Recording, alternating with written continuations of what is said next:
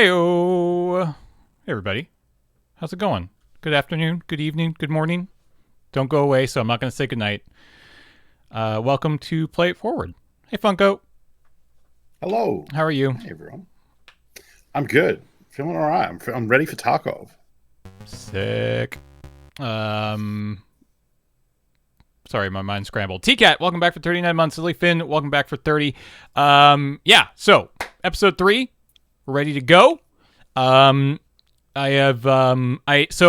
while Funko was streaming this the other day, I hopped in his channel and we were chatting, and I had an idea, and I went ahead and did it, and I'm curious to see what everybody thinks of it. Because if everybody's like, no, don't do that, I won't keep doing it. But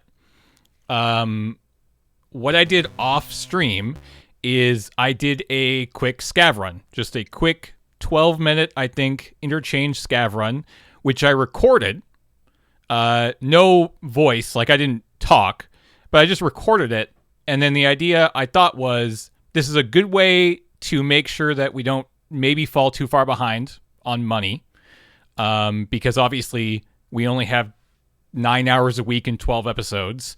And maybe this way, for every episode, I get to do one offline scav run that I record, which also means I probably do it until I successfully extract, so we actually have, something interesting to watch. Unless something interesting does happen and I still don't extract, maybe we'll watch that one. But I thought that would be just kind of a fun way to get a little bit more gameplay in, get me a little bit more experience, which I think is only going to be a good thing. And then again, we actually get to watch it. So you will actually get to see the content that I do offline. So I thought that would be kind of a fun thing to do. End of the day, it's my show. I can just do whatever I want. But, if a lot of people are like, no, don't do that, that's cheating, then, maybe I won't do it. But I think it went quite well. So I guess let's check that out. Yeah. So if we head over here to gameplay, you can see that this is a VLC. So I'm just gonna hit play here. So here's my scav. AK. Yeah. Some armor. Looking pretty good. Yeah. Felt like it was pretty good. Interesting that you go for gun and armor. I guess that's fair. I'm a complete rat, so I'm looking, okay, backpack, rig, I can loot some stuff. Cool. Yeah. The armor is good though. Yeah. And the gun is not bad. So you'll probably have bad ammo because scavs generally have garbage ammo. Yeah. But that's a totally passable scav. So we can kind of and he's wearing a face mask, which is for a quest. Yeah. So that's also good. So I lose just a little bit of the intro. So this is where I spawn. Which is at the bottom of the escalator with these 2 rooms on the side. And as we've talked about in the past, last time, isn't it? Yeah, my map knowledge is not great, but at least when I started, I knew where we were. So you can see me kind of run around. I know that there is a duffel bag in here. I know that there's a weapon crate in here. So I go and I get this duffel bag. I also now take a look at what I have. So you can see here, we've got the AK-74. Standard. The body armor, we got the face mask, we got some cheese, we got a bandage, we got a nice backpack. So it seems pretty good. First thing we pick up is some ability to heal heavy bleeds though. Which could be a problem. Yeah. So quickly find the defuel, head over here, and check this weapons crate, and I get some stuff in here. I don't know what that is, but I take it.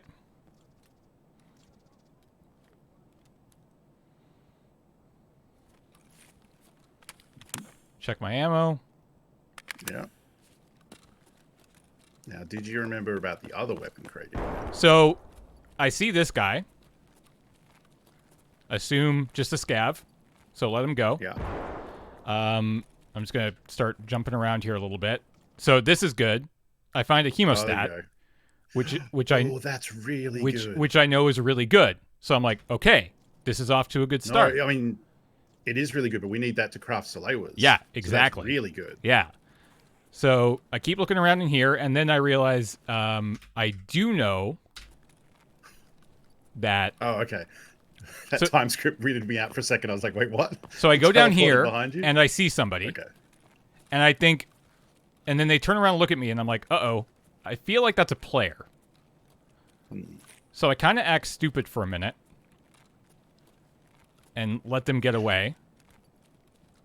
And then I think because I was freaked out, I ignored that crate, which was dumb. I should have went for it.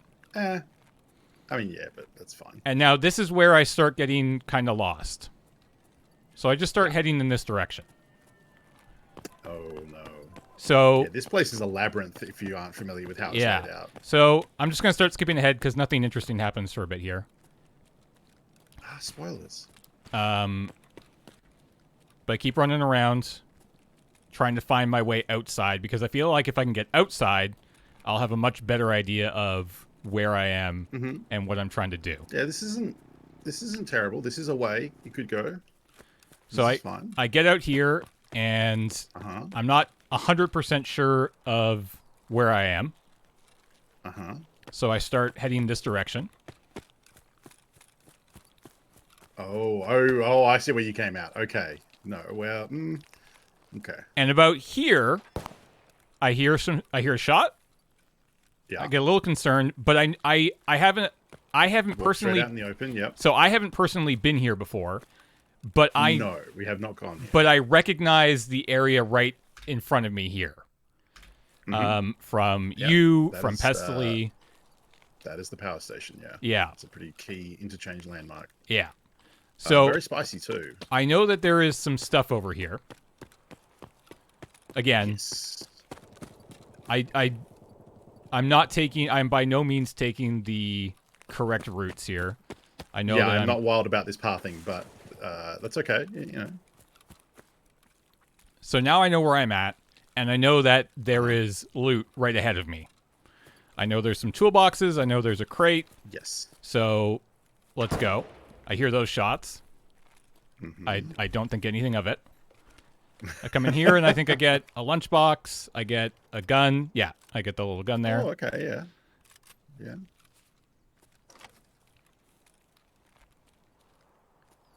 We check this one. Okay. And we get just a lamp.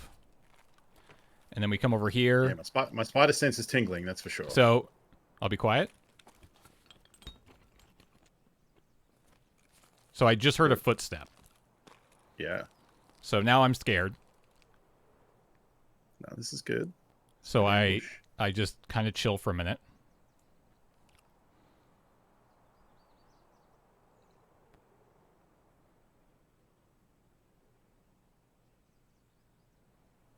It was a pretty quiet footstep, so it could be someone going away. Yeah, and that's what I thought. So after I didn't hear anything more, in a moment I head out.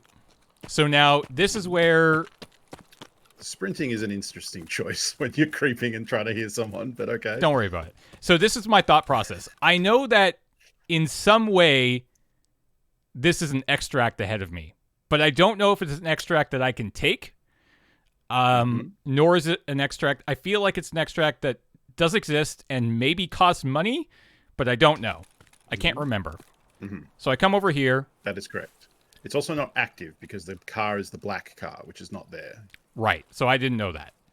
So I kind of poke around. I open a trunk. I'm trying to remember if you had hit 00 for the extracts, whether it would have told you it's not available or not. I can't remember. Because sometimes when you open the extract list, they'll be red and they're not available. So you can use that to your advantage. And now I just kind of bumble around in this area. Okay.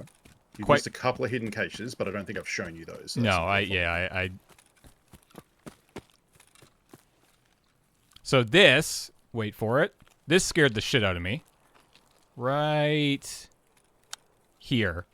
The ramp. 1, 2, 3. Okay. Those aren't scavs, That's probably right? They're probably player scavs. They're not AI scavs because we're very late in the wipe. They could be players, but it'd be weird for players to be going in there this late. That's probably a gang of player scavs. So 1, 2, they also don't look 3. very thick. You can see them. 1, 2, it could be and then PMCs. They all have backpacks. Yeah. I would guess play. I mean, they're definitely players. That's 100%. Scavs don't move in unison like that. So my thought was probably player scavs. Yeah, my thought was those were the guys who were over here in the power station. Maybe. I don't know. Possibly. It'd be weird, though. Well, there's a bag in there? I didn't know that. Is this room locked? That room might be locked, and then someone's opened it and looted the bag. Oh, he's gone out there, huh? Okay. Hit the fence. I probably would have really... hugged the wall to the right and head in the other direction to get away from those three. And now I find... Because this is... So I saw this from a bit of a distance. That's why I came back over here. Oh, okay. Okay, that makes sense then. So... That's... Is that smoke spell claw? Might just be a regular one. Ah, ghosts. Okay. So find some random ammo, which Are you going to do the thing that I would do here? Probably not. But here's what I do find. I find 20,000 rubles. Oh, okay. Yeah. So I'm like, oh. So, okay. Okay, go ahead. What I was going to say is I would have thrown all the stuff that's in your bag. If we go back to the inventory screen, I'm pretty sure the WT rig is a 3x3. So it would have taken up the top section of your bag. So you could have ditched the mags out of the rig, put this SMG in the 4 square spot, thrown all the other items in the other slots, and then put the rig in your backpack. Yeah. So that way you get to loot the rig and you're still looting all the other items because that is needed for a quest later on. So then my thought process is, now that I have 20,000 rubles, maybe I can figure this out, right? So I come back here. Yeah, I mean, like, not wrong, just wrong car. Still doesn't do it. So I'm like, all right. That's good. I like it. I'm the heck out of here. Uh-huh. And then I'm going to skip a little bit here. Uh-huh. So I'm just kind of keeping to the back here. Yep. Yeah. Not bad. I mean, this is the way to an extract. So yeah. So I'm walking along, and where is it? Here. So right when I come here, I realize, okay, I know where I'm at. You've seen this before. I've seen this before. There's a hole in the wall up ahead. We take that. Sure is. We take that exit. We hug the back of the map, and then we'll come out at. I don't remember what the name of the extract is. It's Emacom. Yeah. But I know that's where I want to go. I don't know if there's anything in here, so I pop inside. Didn't see anything. I think this is one of the like just cosmetic stuff there is. And then we get out. Nice. Good scav run. Got just under 1,000 experience, and then all this crap, which is currently... That saline is actually a good pickup too, because that is needed for the med station, I think. So I get everything squirreled away, and it is currently awaiting us as we speak in here. So I'm going to quickly switch... One second. Let's fire up Tarkov. Anubis, welcome back for 86 months. Mahal for 86 as well. Oh. What's up? Damn. I was going to suggest we look at your servers in the launcher, but it's not so important. We'll get into that in another episode. Okay. So yeah, I think that went okay. And I think what I'll do from now on is between every episode, I will record a scav run. Probably just interchange. And ideally, I'll just get better and better at it. And at the beginning of each episode, we can take 10 or 15 minutes to look at how we did and go over some stuff and point out things that I could have done better. And then hopefully... it'll be good for learning the map, and learning the extracts, especially because Interchange is one of the few maps where scavs don't have completely different extracts to player characters, because a lot of the other ones they do. So that'll help you just for navigating to the same extracts you will use when you go there as a player. It's also like I would recommend new players do that and make judicious use of their scav runs early white, because even if all you do is enter and then leave successfully and just vendor the gear your scav spawns with, that's going to be 50, 100, 200k depending what you spawn with. Probably not that much early on, but at least 100k, 50 to 100, and that's good money. That'll help subsidize your runs where you go as a player and potentially die. Everyone should be doing that. Also because scavs will, not only the gun and the armor and whatever they spawn with, but scavs have always, this counts for bots and player scavs, they always have a random set of items they spawn with, which can be kind of anything in the game, even like very, very valuable things like keys, and they can spawn with like 50 grand in cash, all sorts of stuff. So you should definitely be using your scav run early on as kind of as much as you can. Yeah. So as you can see, here's everything I got. So we need to do a bit of a cleanup. Yeah, so the stuff that you got that we want, obviously the cash you want to keep. Yep, meds is good. I mean, we can use the gun. Like I said it before, it was like bad gun and bad ammo, but it is a full auto AK, so it's fine. What about this one? The Vepr is this is a single fire 7.62 gun, so it's kind of like an SKS effectively, if you think about it, but it can be loaded with magazines instead of top loaded like the SKS. We could keep it. We're hard for space. I think we'll probably just sell that one. It's not that great. And we do have access to buy one now. So we can probably just flip that gun. Who do we sell it to? Skier, I think. Yeah.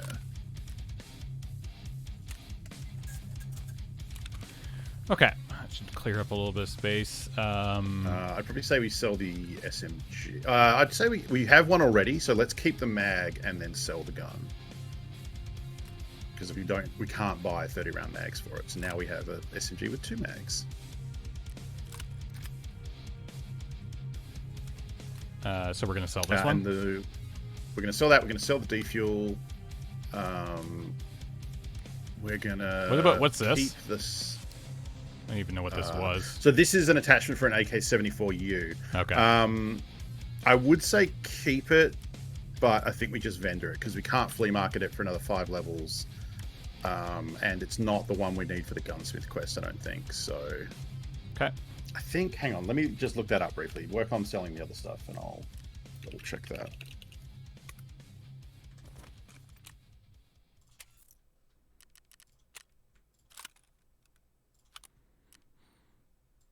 I'll wait actually until... Okay, no. So the first gunsmith quest needs a very specific AK front guard, which is not that one. So that one we can vendor and it's worth 10k. So. Okay. Dry fuel will sell to Jaeger. Yeah, and that's worth a little bit too. And if you go to his tasks, I believe we got another lunchbox that we can hand over, which is also good. There you go. So we finished the Iskra lunch boxes. Cool. Yeah. We just need croutons and another beef stew.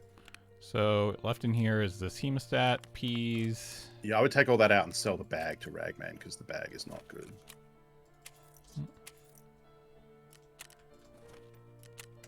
Yeah. And then here we have these two. Is there any room for this? So we can keep that. Oh wait, we don't need the little mag, I don't think. Yeah, it's an MPX mag. We don't need that. What about this ghost mask? It's a face cover. It's fine. We'll keep it and throw it on. Actually, we can check how much it sells to Ragman, but face covers are kind of useful.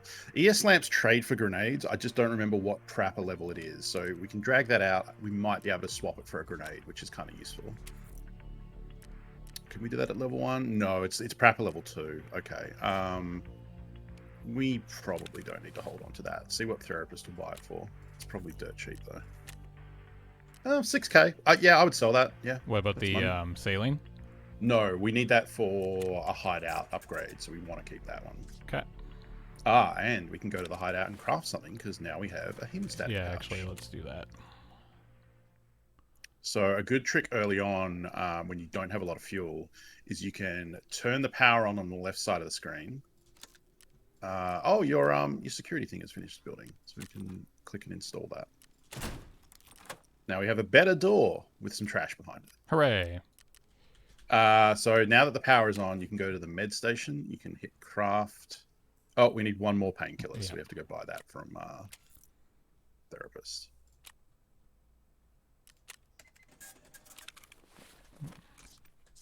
It might use the one in your inventory, so you might end up having to buy more for the next raid, but that's okay. If you hit start, it'll ask you which items you want to pick in. And here, the way crafting works is... Oh, actually, sorry, it's not going to do it. Okay, back out a second. If you go to your inventory, you've got painkillers that you've used one of. So we want to take that out of your pouch, put the fresh one in, and then we'll craft with the one that's at 3 or 4. Because crafting doesn't care how many charges things have. Whether it's 1 of 4 or 4 of 4, it counts the same. So you always want to use the ones that have the least uses left. Okay. Because that's more efficient. So hand over. You craft and yep. Cool. So that'll be. And we've got to slow it. Now you can turn the power off.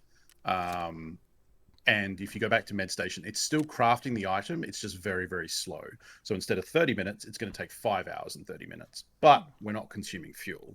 So if we end up finding another hemostatic pouch and we want that to complete quicker so that we can get the second one crafted, we can come back and turn the power on.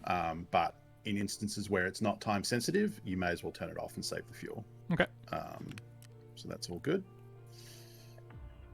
Now, interestingly, I guess I mentioned that about the gun earlier. That's similar to the SKS. They've been making some changes to the vendors. So they've made a new gun available to you that is pretty good, and I think we'll make use of once you lose this SKS. Are we keeping basically the same? Okay. Are we keeping the peas or the? We're not. Yeah, we'll eat the peas in raid because we're not keeping the mag. No, the peas we can eat in raid because that'll give us some metabolism skill.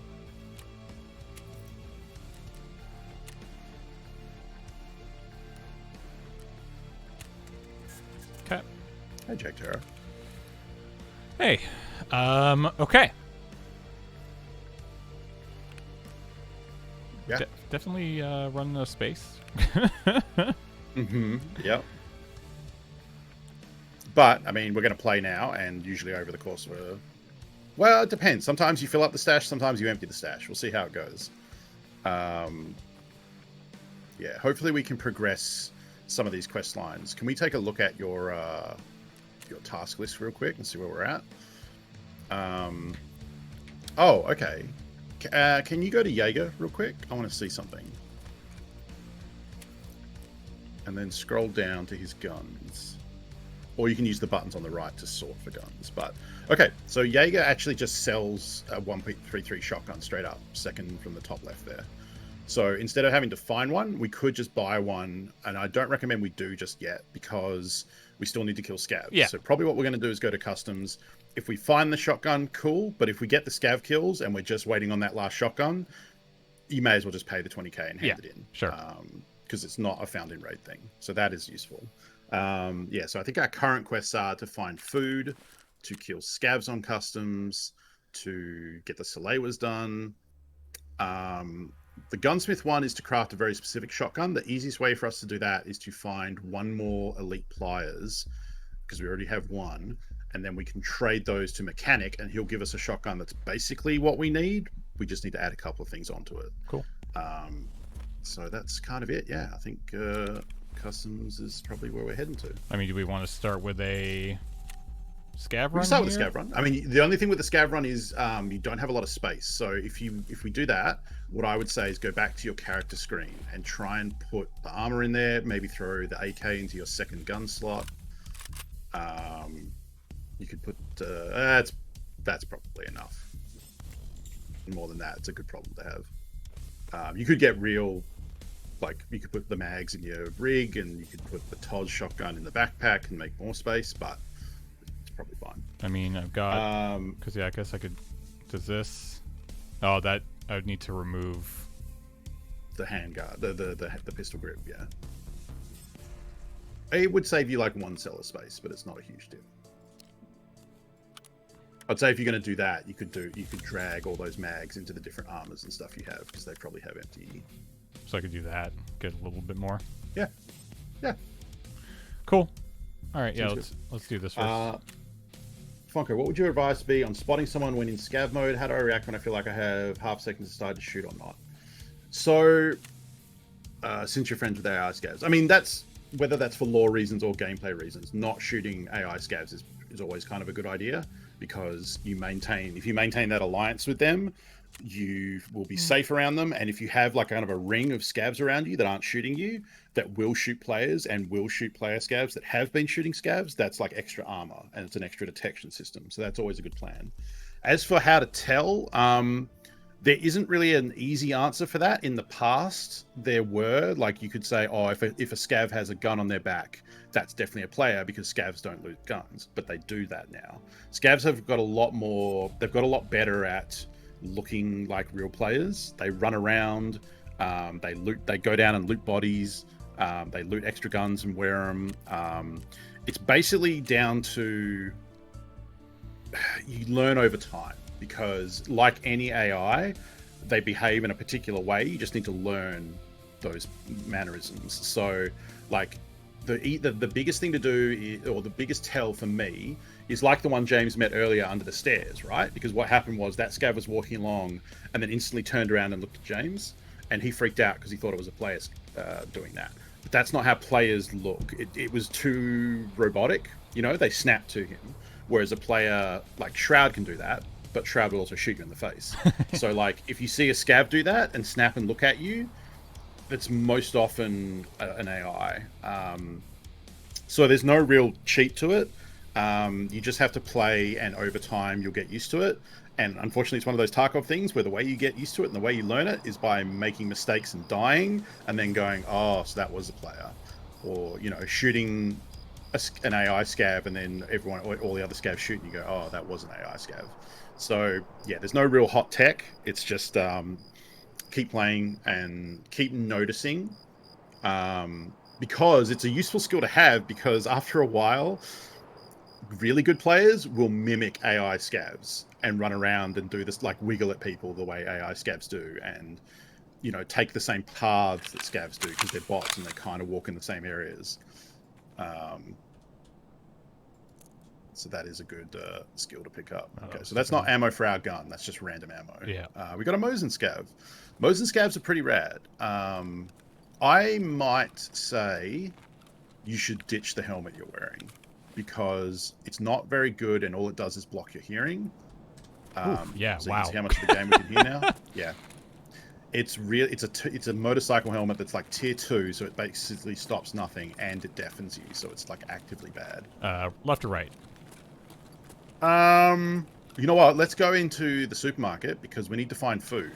And sorry, that's the one behind you there with the shelves. Yes, yeah. And not a lot of people come in here, so let's go and look. Go through there and to the left. There's a whole bunch of shelves and stuff we can check. Over here? So we want to look on all the shelves here. Yeah, in this area in general. We want to look on all the shelves for cans of food, Coke cans, drinks. We can look in here as well. There you go, right there. There's some pee-wet.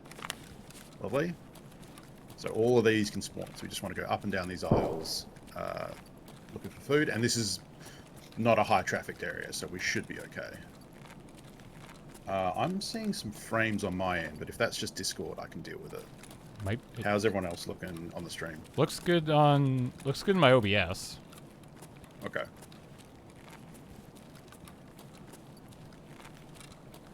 It's fine? Okay, yeah, it's just me then. That's cool. It's a can of peas, which also gives you hydration, so I like calling it pee-wet.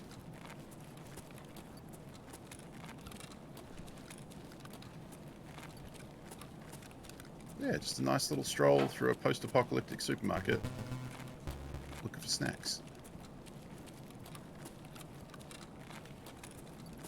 So dark. Lights blinding me.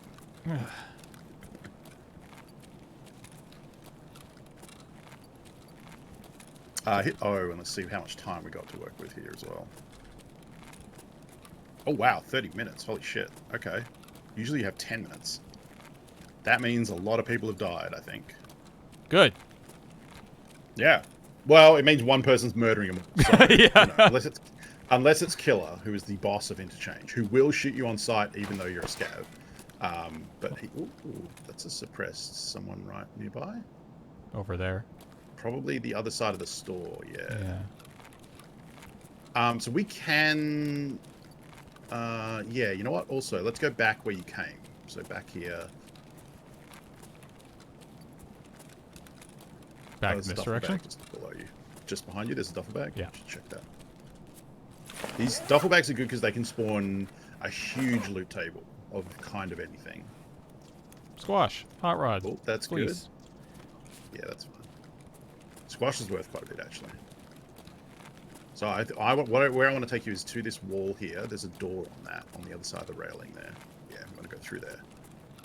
There could be someone in here, so just be careful. But otherwise, you want to get in here and then close the door behind us.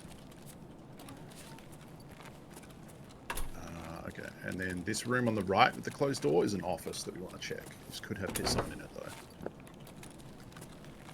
No, it's good. Close the door behind. This would be sneaky. Okay, so check all the computers in here.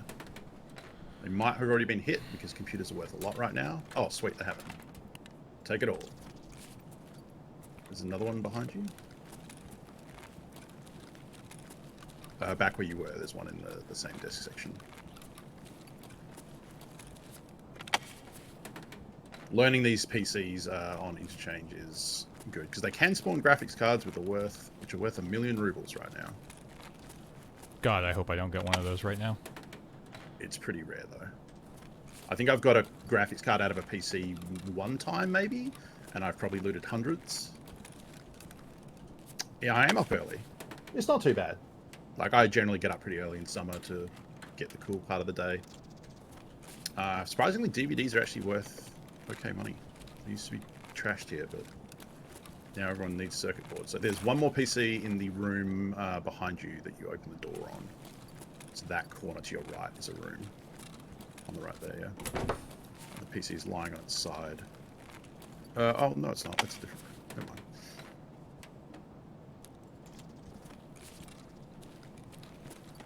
I don't think that's a jacket we can loot, so I think that's it for here, yeah. No. Yeah, no, it's not. It does look like a jacket you can loot, which is nice and annoying. Kind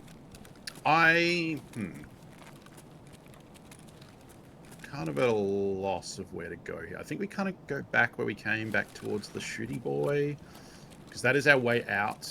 I wouldn't worry about closing the doors now that we're leaving. Okay. Just leave them wide open so they know we've been here. I mean, it's probably smart to close them, but fuck it.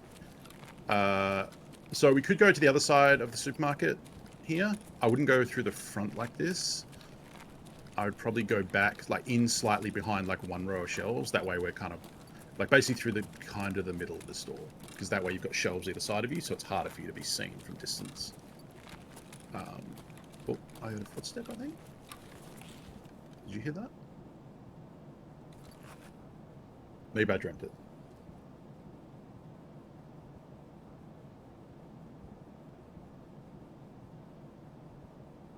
No, like, yeah, that summary is a pretty broad overview, and the link has more specific info on the wiki. I think that goes to the wiki, right, Hosk? Just keep on this trajectory. Yeah. There's a couple of things on the shelves there. They're going to be mags, probably. Yeah, I would take them. Oh, we have no room. Wait, no, you can loot that. You have room. This is the 3 high, I'm guessing. Oh. Okay, yeah, don't worry then.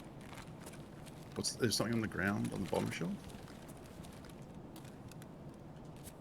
No, that's a dust cover. Yeah, nah. Alright, so just, yeah, scanning the shelves, looking for... Oh, that's one of the ones we need. That's real good.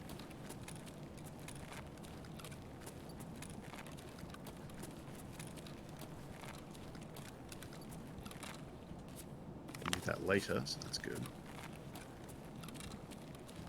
I would say, can you walk between those two boxes and crouch? And let's just take a look at your inventory real quick. Just somewhere that's a little tucked away. Ditch the fleece. Because we don't really need that. Drag the, I don't know, the squash to the 1 square. It's just one of those items. It's better to have them in the 1 slot spots, yeah. And then we can try and make room. Yeah. There you go. We might end up tossing those bullets, but we'll keep them for now. Actually, you know what I'd probably say is unload the AK mag. Because we don't really want the mag, but we maybe want the bullets. Nah, toss that. Toss the US ammo as well. It's just not great. Okay. Okay. Yeah. Yeah. Alright. Let's keep hunting for food. the how to play on the wiki. Yeah, so the how to play gets into more kind of specifics. But yeah, it gives you kind of a rough idea of what Tarkov is. And we did spend the first episode kind of talking broadly about the setting and what the game is and why I think it's cool. So you can always go back and catch that. I swear I keep thinking I hear a footstep, but if you're not freaking out, you can probably hear better than I can. Yeah, so. I'm not hearing anything. Could be a bit of an audio echo in Discord. Yeah, maybe, yeah. It could also be something in my house that I'm not really hearing. Is there a strange man from Tarkov in your house, Funko? You should probably check that but out. It's probably my cat doing something. So okay, I'm at the back of the store here, or I'm at the end of the store now. Criminals don't get up at 6 a.m. Where are we going? You're actually not at the back. Oh, I'm not. More shelves, There's still more. Good lord. Yeah. You might be now though. Yeah, this looks like the end. Yeah.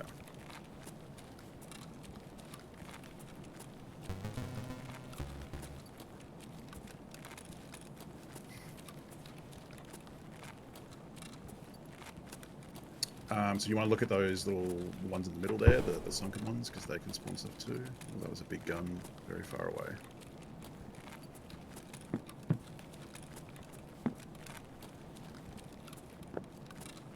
I think there's a room to the right as well around the corner that we can look in. I think this is getting into more of the hardware stuff though, so I think the food has been replaced by hardware stuff, which we need also, so that's fine.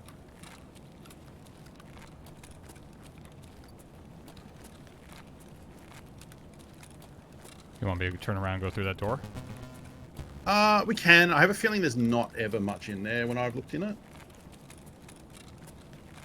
If I hear a grenade, I'll sure James will hear it too. Those are usually pretty loud.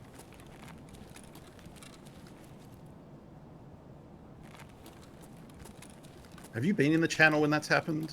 When I've been streaming? When what's happened? I think I told you about it, where I added the bit sound so people can make the sound of a grenade near me. Oh, that's just mean. Why would you do that? Yeah. So you can do a lot of them. There's footsteps or like someone brushing past a bush. But people in my chat can pay like 250 bits and then a grenade landing near me sounds. That looked like a scav, right? And I freak out. That was a scav, yes. Yeah. So All this is the area where there's the crates and the bags and stuff. Yeah. But there's also toolboxes, so we should hit them. Ooh, ow. Oh, screws, yes, good. Tape, fine. Wrench, sure. This way, or are we going back out? Full. Yeah. We're getting pretty full, but I think what we'll do is let's loot up this way because we can go down through the undercroft, and that's the way I would recommend leaving. Or at least that's the way I do leave. Okay, that's been opened. There's a screwdriver here. Sure. There's a toolbox just to your left. Toolbox has been opened, yeah. Oh, okay, that was the thing you're talking about. Probably means that any of the good loot will be taken if someone's crept down here. There's a couple of things there. Hand drill is for a stash upgrade, which we do need, but we don't want to take it. It's too big. That's WD-40. You can take it if you have room, otherwise I would say leave it. Yeah. We don't have room. Hi, Elfacha. Hello. All right, now where? Through that hole there. Have I taken you through? No, down here? I don't think I have. I've seen this before. This is fun. This is a fun jumping puzzle. Don't go down there. Yep, straight. There you go. Loop down to the ramp. I'm going to break your little leggies. And loop round. There you go. You got it. It's easier going down than it is going up, that's for sure. Okay. Alright, now we're in the undercroft. So this, we want to go this way.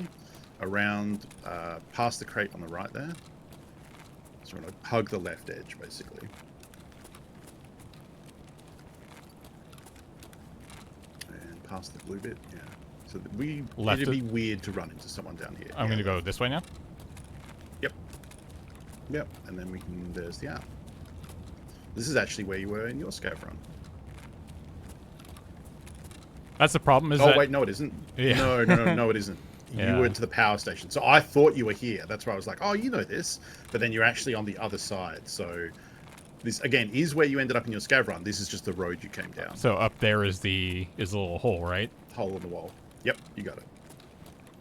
Now, we did hear some shots and stuff out here, so we kind of want to So I'm running across here. Yeah. Yeah, I usually run across and then hug the left wall all the way around. Watching the high ground on the behind you on the ramp, because that's, if you are going to get shot, that's probably where it's going to come from. Can you see this? The scaffolding is behind the tree on the back wall there. Can you see that little staircase up there? Yeah. People can get up there and snipe from it. It's rare these days because there's a quest in the series that's very kind of... Ooh. That's okay. That's on the ramp. I would say get through and go. So you can jump over that, or you can just run and take this door up here. Now, instead of going around the left wall, what I would actually suggest here is we'll take the low ground. So if you run like towards that truck,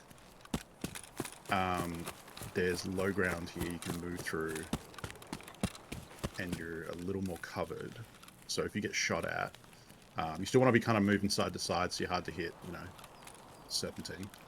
And you can actually sprint if you want, because that makes you harder to hear. I mean, sorry, it makes you harder to hit. It makes you easier to hear. Okay, and then we want to go to the right to the truck. Or you can go through this side bit and loop around the tents if you want as well. It looks pretty good here. Yeah, we should be okay. Yeah, let's keep moving. Yeah, you got it. Cool. Good little start. I'll take it. Yeah. Yeah, we got a bunch of little stuff we need. Are those my feet? Welcome back for 25 months. Peter, thanks for the 53 months. Procrastinauts for 70. Evocron for 86. MWGNZ gifting that sub. Thank you. Or no, getting that sub gifted to them by an anonymous gifter. I can read. Imposter Architect for 60 months. Welcome back. And Solemn Storm. Thank you. Okay. So, we got some stuff. Yeah. We've got a Mosin. That's not a bad little gun. And another armor. We're going to have to start dying and losing stuff here. So is this the best thing to do? Just ditch it all and then in the bags and then get in? Pretty much. I mean, early on, like, you kind of want to sell everything, because even, like, later where I am, the vest and the duffel aren't worth a lot, so I would just take the stuff out of it and then leave them on the scav to get destroyed. But, like, for you, yeah, you want to be able to vendor pretty much everything. Yeah. Not just for the money, but because selling stuff to the vendors will level your loyalty with them, which is important. So you kind of want every opportunity you have to vendor something. But that was good. Yeah, we got croutons, which you can hand straight over to Jaeger, and just a bunch of stuff that's worth money. There we go, 1 of 2. So we need just 1 beef and 1 crouton. So going back to the shopping mall when you're on a quest that needs food like that is probably a good idea. You can also get a lot of food on woods as well. Yeah, we are running out of space though. But if you can get everything out of, like, you could even put some of this stuff on your bank robber character, and then just that will let you sell the duffel, and then that'll make space to go back. Oops. How do new players orientate themselves on the maps? Even having a map without knowing where you are, trying to figure out how to get to an extraction point looks hard. Sorry if this was covered already. No, that's a fair question, Dogma. It's one of the things where the game is very bad at introducing new players to it. There's no tutorial. There are maps in the game, but 1, they're in, and 2, they're not drawn very well, so no one uses them. Basically, this game wouldn't work without the external wikis and map support of the community, in my opinion, because, you know, the maps in the game are rubbish and they don't show you where the extractions are, so you need those maps to learn. The quests are kind of indecipherable in a lot of ways. Like, they give you this text blurb of what to do, but sometimes, as an example, there's one where you need to get a document for someone and they tell you to go to a train car, which is all well and good, but in the train car, the document is hidden alongside the wall between a crate and the wall, where you can see just a sliver of the paper, and the only way to loot it is to prone down in front of it, and it's a very specific point you have to hit. And the first people to do that quest successfully spent, like, I don't want to say hours, but it was a long time, like 15 minutes searching this stupid tiny little shipping container that's not even that big, trying to find this item. So, like, I don't know how an average player is supposed to do that if without the wiki, you know? So It's part of how the game. It's part of the reason the game is so brutal to new players. You basically kind of need someone showing you the ropes, or you need to have the wiki open on a second monitor or the map open on a second monitor. Playing without those would be quite a feat. All right, so what are we keeping from all this crap here? Kind of everything. Okay, so we can sell the black knife and the glasses there. We don't need them. Who do we sell those to again? Knife to Jaeger, glasses to Ragman.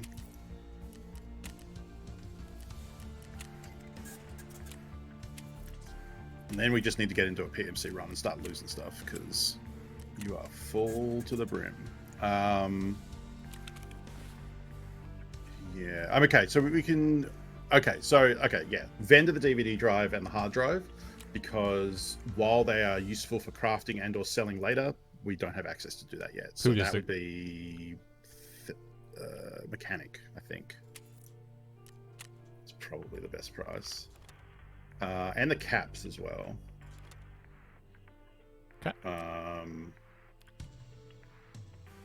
Yeah, because you're just so hard up for space right now. Yeah.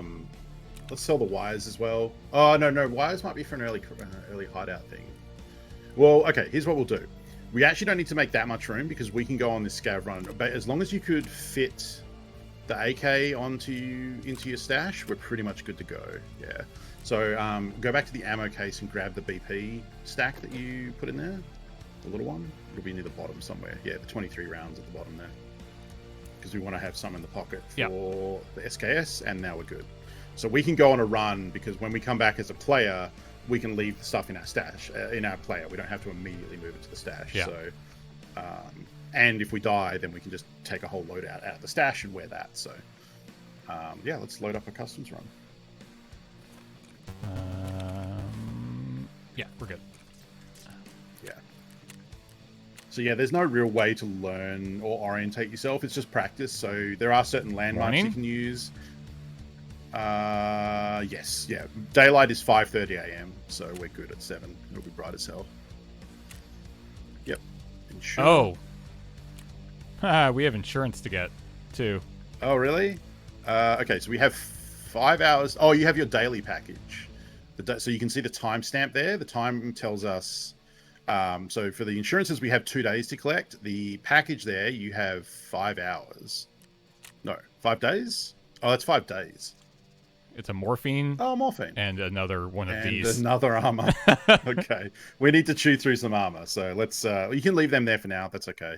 Do you have any... Oh, no, it would have showed them on this page. That's fine. I was going to say if you had any earlier ones, but... And then here we have... Oh, nice. Oh, you got your gun back. Nice. And with the PS or with the site too. And then that. Okay, that's good. And what's the other one that we have? Didn't you die fighting someone too? They must have been really disappointed with your loot. Oh wow! All right. All right. Yeah. So getting some loadouts back. All right. So sure, all this. Sure. Yeah. Well, yeah. I mean, we just got two of our loadouts back, so insurance is working. Yeah. Loving it. And ready up. Yeah. All right. I think Alex probably had the normal player of experience going, I'm going to play a video game. It'll tell me what I need to do and how to play it, right? And nope, not this game. And so playing Tarkov without the wiki, without someone telling you this is a good way to start, without a YouTube series to follow along with, it is totally acceptable for you to play this game and go, this shit sucks. What the hell is this game? No. This is why it was also 3 years ago. The game was very old back then. Yeah. This is also why I want more version. This is why I want to stream this game, is because I want to talk about it. I want to show it off, and I want people to know that this is a really cool concept and formula for a game, and I want more games like it. But there's nothing else like this. I do not understand how a AAA studio hasn't just stolen this formula yet. Like, think about PUBG and how hard that hit, and then everyone made a battle royale. Like, this game is was kind of quiet until probably 2 years ago, and then it hit the top of Twitch, or even a year ago. So it's in people's forefront now, and obviously game development takes time, so there probably are like 4 different Tarkovs in development right now. But someone needs to steal this, because if you had the shooter RPG with the loot that your character gets better of over time and killing people and taking their stuff, but it wasn't made by a Russian developer who hasn't made any other games and doesn't really know what they're doing a lot of the time. Like, they make the most bizarre decisions that everyone immediately hates, and they seemingly just do it on a whim to see what would happen. So, like, if you had a developer that actually kind of understood community building and the way you onboard new players and, like, kind of protected that user experience a little bit, they would crush it instantly. So yeah, I don't know. Like, it's surprising to me that no one has tried to steal this formula by now.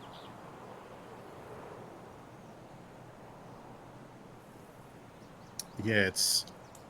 I mean, my first thought was Minecraft, of a game that it's probably not true these days, but there was a time back when I used to play Minecraft in early access where if you didn't have the wiki open on a second monitor, it was kind of unplayable because it didn't tell you how to build anything. You just had to plug stuff into the crafting box until you hit a recipe. I mean, I would argue that the time in which it takes you to figure out old school Minecraft without crafting, without recipe books and stuff like that is infinitely smaller than the amount of time it would take you to figure out this damn game.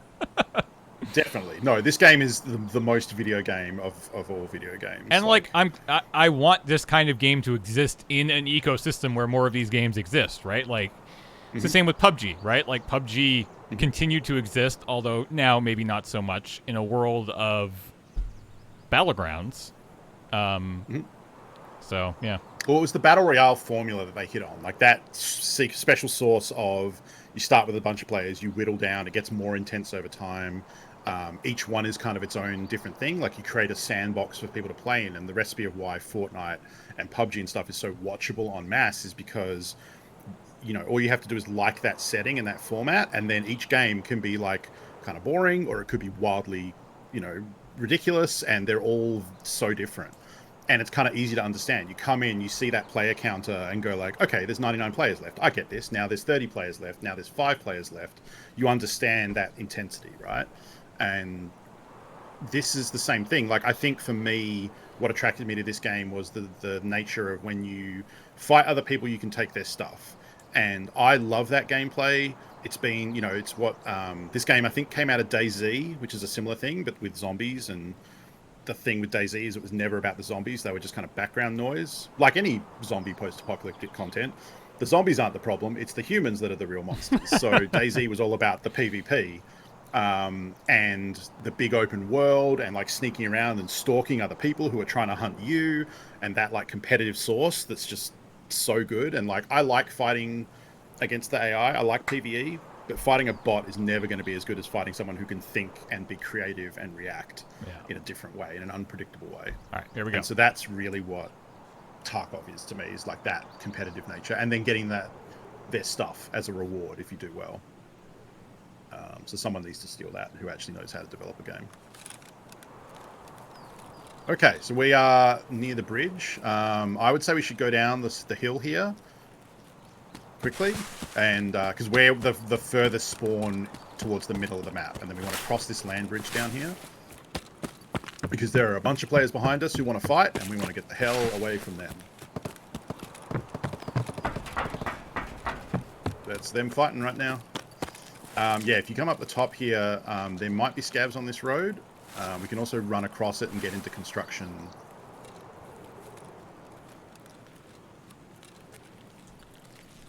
Yeah, we want to go over to that grey wall. Over there, yeah.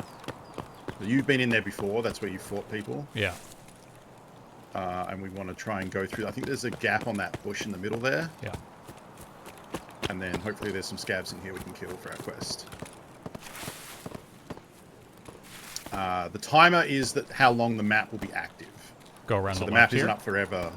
Yeah, just look for scavs and stuff. Because it's not like DayZ where it's a big world server that's just constantly on. It's an instance of a map. So there are many custom maps running at one time, and it loads in with like a dozen players. Okay, that's over in the Skeletor building. Hello? Got him. He just kind of stopped, and I definitely hit him in the head that second time. I mean, you got him in the third one because he went down. That much we can agree on. Ooh, yeah, nice. Okay. Don't want to be out here. I would just drag that whole rig into your bag because you don't. You can fit it in the bag and then you can search it in cover later, rather than searching it in the open. Okay. All right.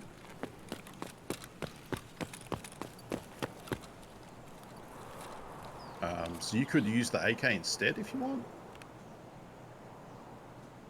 Yeah, I would drag those. Actually, you know what? No. Here's what you do. You drag them into the rig, drop your rig, and wear that one. So now we'll probably get that rig back on insurance because no one really wants to loot a bankroll rig.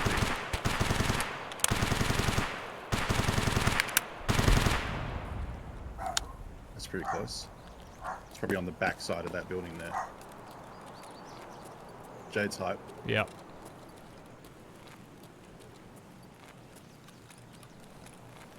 So let's go along here and we'll check the bus station.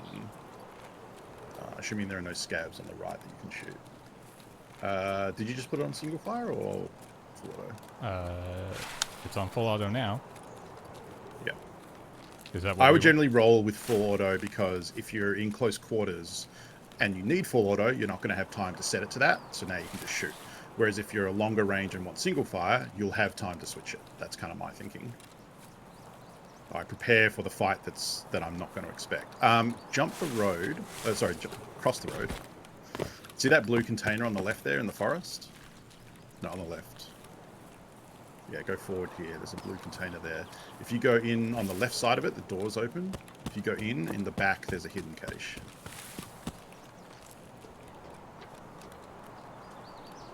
Let's go. Loot. Ooh. Look at it all. Oh, that's going to be a gun. Oh, it's a nice little 9mm submachine gun. So you can fold the stock, yeah. That's pretty nice. You know what? Okay. No. I was going to suggest we ditch the SKS somewhere, but no. We might need that. We are not playing together. No, I'm just coaching James because, as folks explained... Is there anything I want to put in my... ping limit? Not really. Okay. So am I going back to the bus depot? Okay. Back to the bus depot, which is the left. That's construction you're looking at. Yeah, like up here? Bus depot is in here, yeah. Yeah, so I would say go in around the edge to the right and go in. Interestingly, I was just watching a Pesley video where he talked about with the customs map redesign, this area in the middle here is usually untraveled now. Because people are either going to dorms on your left over the other side there, or they're going to the new buildings where we heard those gunshots over to the right. And the middle of the map is kind of untraveled, not always, but it's definitely a low traffic area. So if you need to move through customs, this is the best path to take now, which I thought was interesting. No, we would be squatting together. I think that would be actually really cool. But unfortunately, because of the... if you just look up, see that pipe in the... Oh, this one? Okay, there's a sniper scav that spawns on top of that. He doesn't appear to be up, though, yeah. So that's okay. Because you have to be careful. He will have weapons that will just one-tap you. How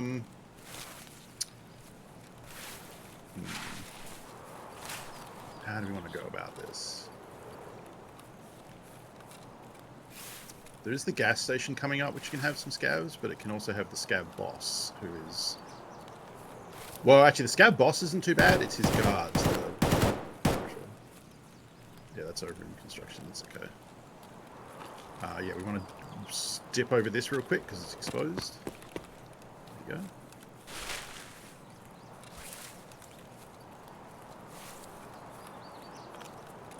Yeah, if you cut through here, this section is leading to the gas station. So go to the left, and we want to peek in here and see if there's any scavs to shoot. But we want to be careful, because if we get shot at, we might have to duck back. Should I go in? Dorms, that's okay. Yeah, let's go in. Watch to your right. Around the back here? Yeah. Oh. Think I got him? Oh. Yeah, pulling back is okay. I thought I also heard someone oh, there's a fence here. You have to like... Did we bring a splint? Yeah. You can just right click and use it Yeah. from the box. Oh. Really? That was the player, yeah. Damn. Yeah, they can't. Well, that's the problem with any sort of gun sound. Like for players that need flame kills or just looking for action, if they hear gunshots, they're going to run for you. I don't really know where he was there. Yeah. Well, we did make some space in the stash. So on this screen, before you click apply, Oh, you sorry. can mouse over the little damage icons and see what bullet they shot you with or where they shot you with. So that can be useful for, because there's no death cam, unfortunately. Because sometimes I would love a death cam in this game. Yeah, it sounded like behind. Yeah, they were obviously coming to check out new gas too. We did get one scav, so that is progress. Thankfully, the kill scavs quests, if you kill them and then die, you still get that progression. And you know, you can grind it out that way. There are a bunch of quests in this game that are kill X amount of scavs, and you just get them slowly over time. And you know, chances are that person, we did lose our nice little submachine gun, but we probably couldn't have bought mags for it anyway, so that's okay. Yeah, dealer's choice here. Mosin is a good choice. Did we? Oh, you would have put the ammo in the case, right? Well, actually, hold on, because we can get. Oh yeah, good point. If you alt-click the bag, it should just equip it from this window. Cool. Yeah. No. I would just leave it there. We can come back for it later. Because we could get this gun back. Yeah, we could. I mean, we could, and we could sell the Mosin too. You'll... Okay, yeah. Because Mosin guns and Mosin ammo are actually worth a little bit. So take this out instead. Yeah. I mean, they're both good. You know, they're different. I would say the SKS is probably a little better for you because the Mosin is very slow. So if you miss that first shot, a scav or a player is probably just going to kill you. This is an APP, right? Yes, we have the LPS. No. This is the Mosin, which is the LPS, the gold rounds in the bottom of the case. LPS GZH. The very bottom. Oh, this one right here? Okay. Yeah. Mm-hmm. Do we need more of that then? It's expensive. I don't know if we can buy it. All right. So I mean, it's expensive, and also I don't know if we can buy it. That's why I might even just say we sell this and just use the SKS, honestly. Because you need Mosins for a quest much later, but early on, I think, especially for a newer player, I'd say let's keep the ammo for it. Yeah, that's cool. And maybe sell the Mosin to Trapper, I think. For that gun, you have to take the magazine out. Yeah. And actually, can you go to the trader? Because I think someone said you can just buy SKS mags now. So if we go to Skier, maybe? No, check mechanic. No, check Prapper, sorry. Oops. I might have been misinformed. I have been misinformed. You cannot buy SKS mags. Could be a level 2 thing, too. It might be level 2, yeah. Okay. So that's good. We probably don't need a helmet. Yeah. Or unless we have one in the insurance, but we want one of the S marks as well. Yeah. Good. Yeah. Hotkey them because we died doing that. There you go. And you, whatever hotkeys you want to choose, as long as you know which ones they are, so you can hit them quickly. Yeah. Do we want to take a rig or no? Probably find one. Yeah, find one. Yeah, let's find one. Okay. Let's take a P and eat that at the start of the raid. Okay. We're a little low on energy, and that'll take care of that. Yeah, it's good. Seems good to me. Okay. Do you want to keep doing customs, or do you want to change it up? We'll do one more customs, and then we'll do the scav too. Okay. Yeah. Okay. Cool. Take the scav to woods, maybe. Yep. 9 AM seems good.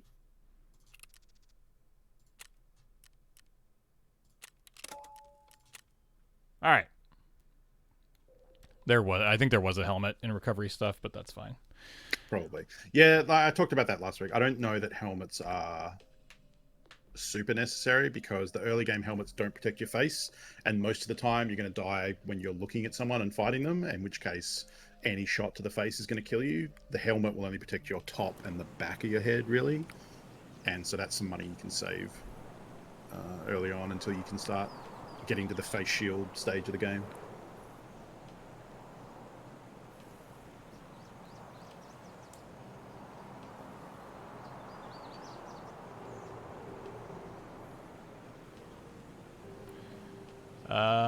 Solemn Storm, welcome back for 51 months. IR Deaded for 5, and the Mighty Taylor for 12. Thank you. All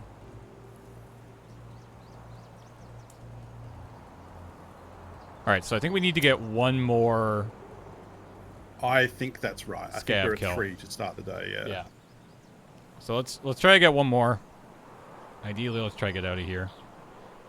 If we get one more, I believe it will unlock a quest we can do on Woods to get you your compass, which will be fun.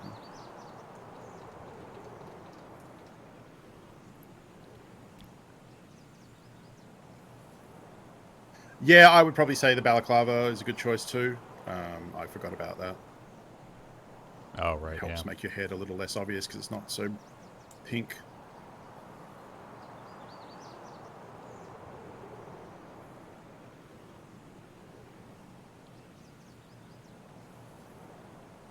I'm just waiting on players to load in with their hamster wheel computers.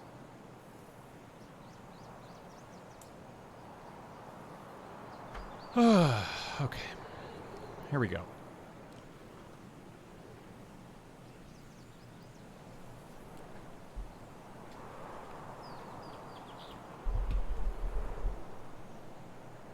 All right, let's do it to them.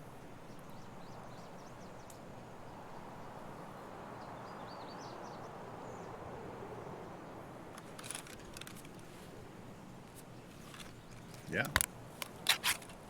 Oh, we're at the warehouse. Yeah. So there are player spawns all around you. Yep. Good luck. Should I go in the warehouse? You can. There's some stuff in the back you can loot.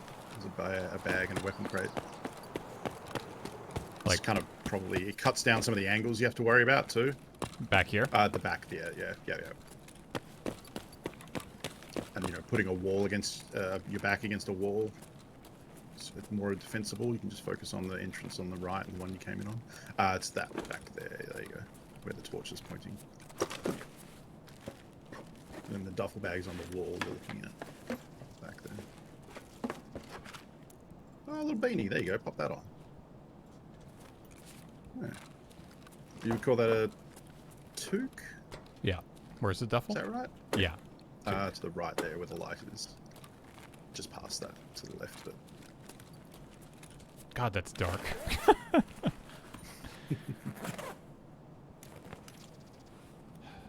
Okay, let's swap the screw nut for the splint. Oh, gunpowder. Gunpowder is useful, but not until later. So I actually don't think we swap anything for that. I think we just hope we get out with it. Okay.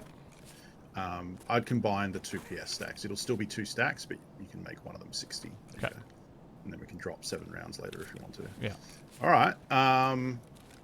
So either... Okay. Oh, you're also not wearing a headset now, so you be aware that other people will hear you before you hear them. Okay.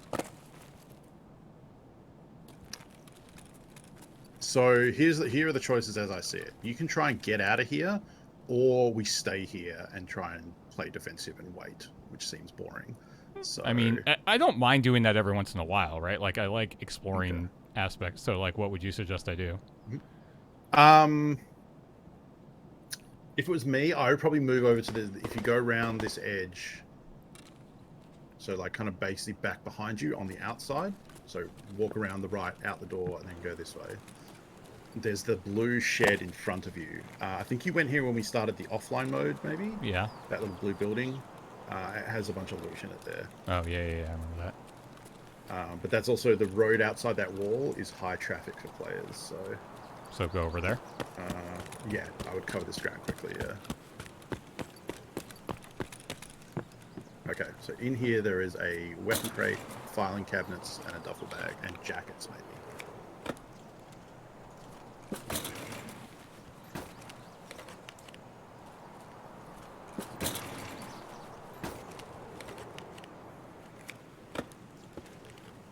Normally I would say put money in the container, but euros aren't really used for anything, so I wouldn't worry about it. Oh, that I might say put in the... Nope, never mind, it's trash. I think, anyway. It's not one of the instantly, obviously valuable keys. Yep, that's all good. The jackets.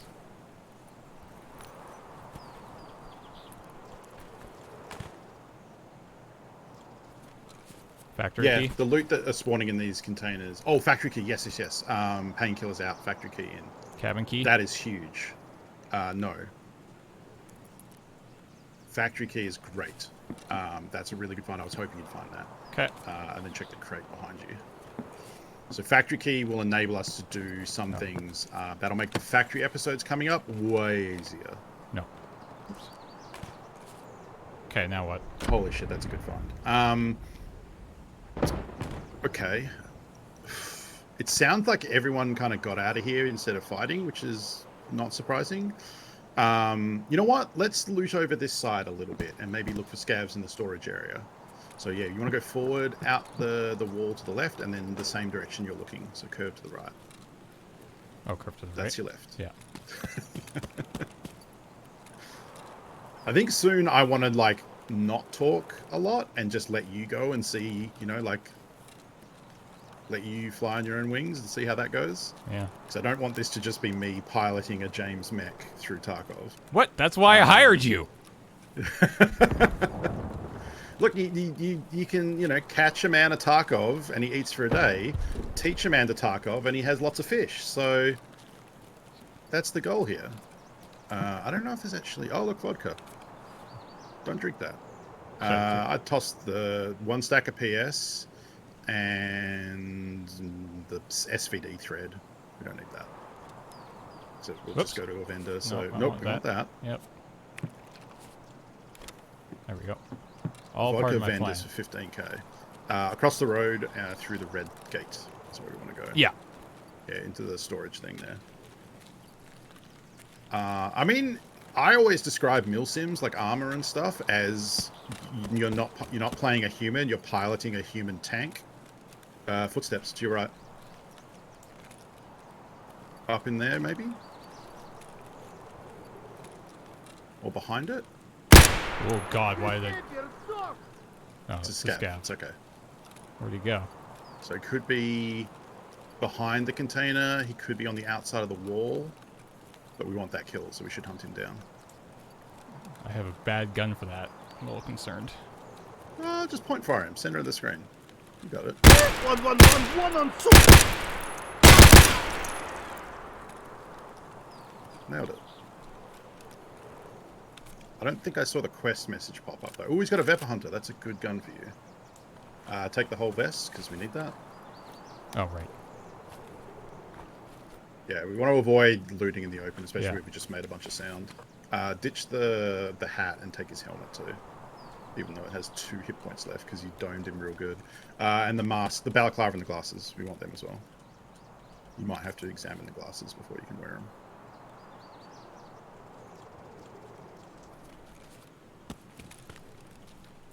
Alright. When we get out, we want to grab the balaclava as well. Oh, you did? I got it. Sorry. Why is... Uh-oh. It's not finished searching. The search tab, there you go. You got it. We want to wear the balaclava. Because that'll keep our face nice and covered. Now, actually, you want to take one of either the vodka or the gunpowder out. Because the Vepr has mags that you reload. And you need a spot in there to put the old one. Yeah. Okay. I would probably switch to his gun and reload it in case he popped off shots. I don't know if it's full or not. About half. Well, I would reload because you do have a fresh mag. That's true, plummeting sloth, but also that's the only way you learn. Like,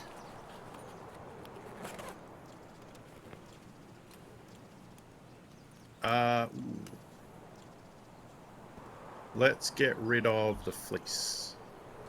Oops, I that need was that not tool. the Nope, fleece. we need that. Yeah. It's probably under that. Yeah, there it is.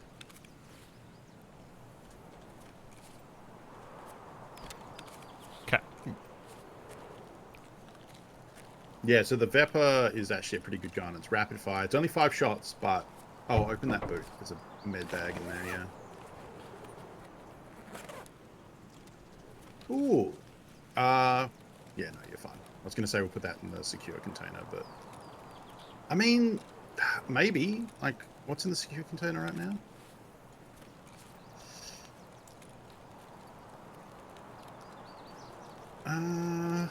Yeah, let's go in here and then check.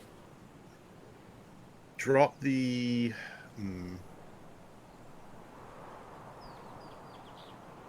man, I want to save it so bad, but you know what? Let's swap the screw nut out. Like, the screw nuts are good, but... Because the good thing about the splint is that's 5 splints in one. There's some sort of plier there on the left. I think it might be elite pliers. Yeah.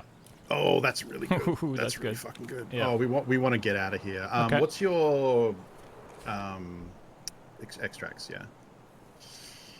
Oh, none of these are good. We got some walking to do. Cool. How the fuck do we want to do this? I think we're going to go through the forest past dorms. This sucks. Okay, yeah, so we want to go through the storage area to the land bridge that you crossed in the last one. Or do we want to cut over the close bridge? I think we want to go through the long one. So yeah, we're going to go down this way. So it's neither of these two edges you're looking at. I would say we want to actually go through the middle of storage. So go down to that red container and then take a right. Okay. Yeah, with a standard pouch, which only has 4 slots, I think those splints are good because chances are, like, 1 splint in a mission... Left here? It may not be enough. Yes.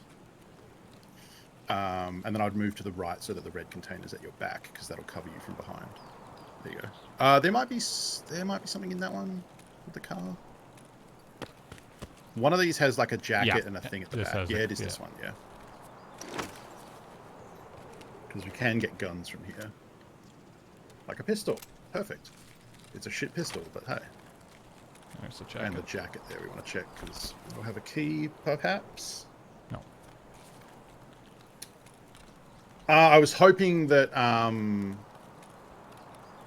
Smuggler's Boat would be up because that we can take closer. But yeah, it makes sense because that would be too close to our spawn. It's not. I wouldn't surprise. It's not the emotion I'm expressing. It's exasperation. Out there or?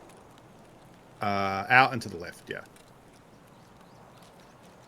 Oh, you just got the beta container? Nice, yeah.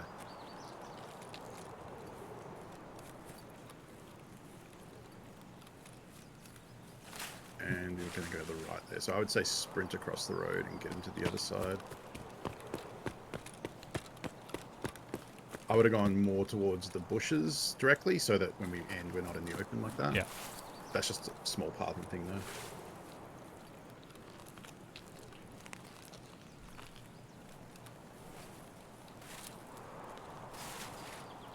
Now, this side of the map should be pretty empty at this point because everyone kind of heads to the middle, but we obviously want to keep our wits about us.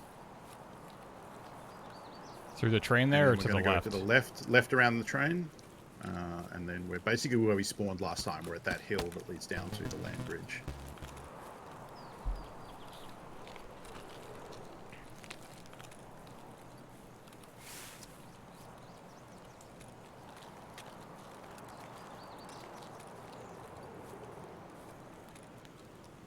So yeah, taking this slow and steady is good. Once you get to the bridge, though, I would, if it looks good on the other side, I would sprint across that thing as quickly as possible and get into the forest. Looks good to me. Because this is a very vulnerable choke point.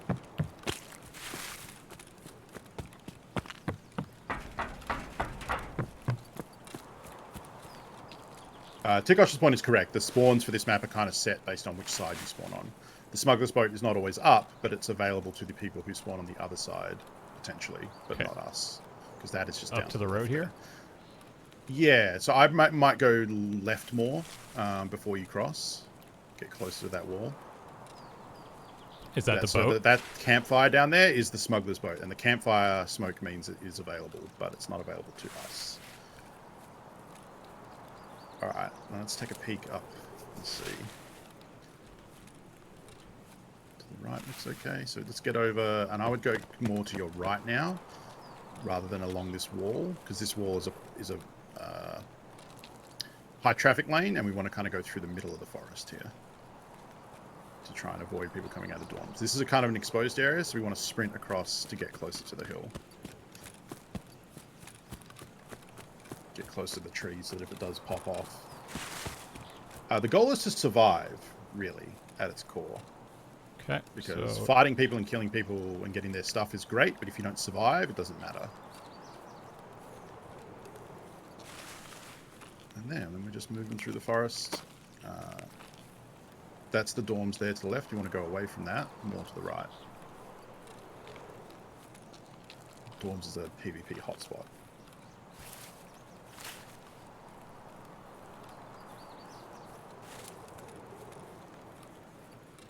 And yeah, if you want to go through the trees there, because you see that green wall, that's the bus depot. Oh, there's a person up there. There's a scav, probably. Can you hit tab and go to tasks? Have we finished our scav kills? Yeah. Click on the handover. Yeah. Yeah, okay, so we don't need to worry about killing them. That's good. So it means we're done on the quest. So even if we die, Shit. they would have heard you. Was that me? Where am I going from here? Probably... There's a scav over the other side of this hill right in front of you. That's what those footsteps were. Or it's a player. I would pick up and see if you can tell. If it's a player, we can try and kill him. That's a... I don't know. I think that was a player. I think it was a player. Am I going across under the pipe here? Yeah, go across and prone under the pipe. Or you can go around it to the left, whatever you prefer. And then check the cache in that thing there. Doesn't look like it's been hit.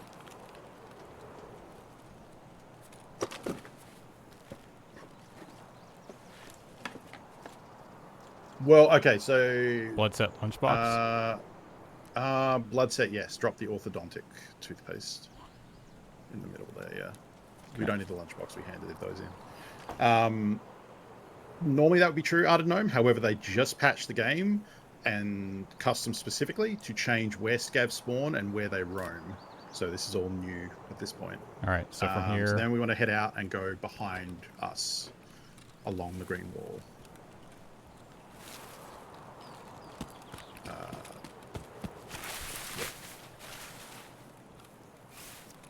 I'm trying to avoid bushes if we can. It's very audible. Okay, so I would say once we get to the end of this, we want to cut like 45 degrees left and go through the forest. Okay. Yeah, they just changed the way scavs behave on this map. So apparently they've been showing up in areas they're not usually in, which is good. Makes the game less predictable. So that is a new thing that I'm not super... It's funny, I spent like 2 whole days, like a whole day on customs last week. And then right as I got done, it was a quest to kill 25 scavs. Run. They then patched it to say, oh, we're spawning more scavs and they'll be in different spots. I'm like, oh, God damn it. Through that fence, or...? Yep, through that gap, yeah. And now we're just going to hug the left side of the map all the way around, basically. Which you've done before.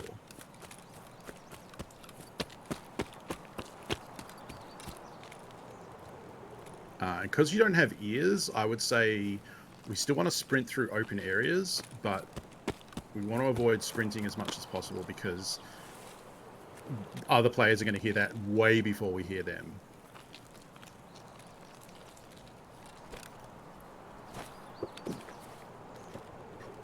Alright, what do we got? Ooh. Oh. Right click and use all on the juice. Oh, when it's finished, sorry. That's not good ammo. That's not a lot of money. Oh, we have a stack. Cool. Oh, that's dorms. Cool. That's past us, so we can just keep going. Yeah.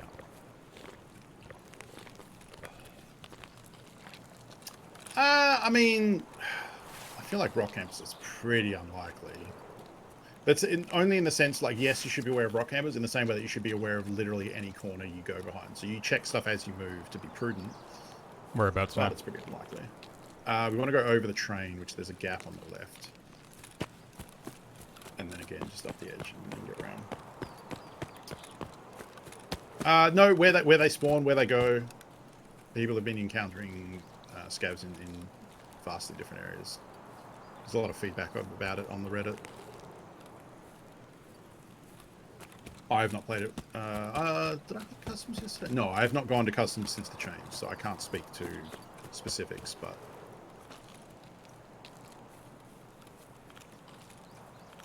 Wow, you're doing great. Is that a dead person? No, it's a rock. Oh, it's a rock, yeah. It's a Dwayne Johnson. There is another cache on the edge near the dumpster up here.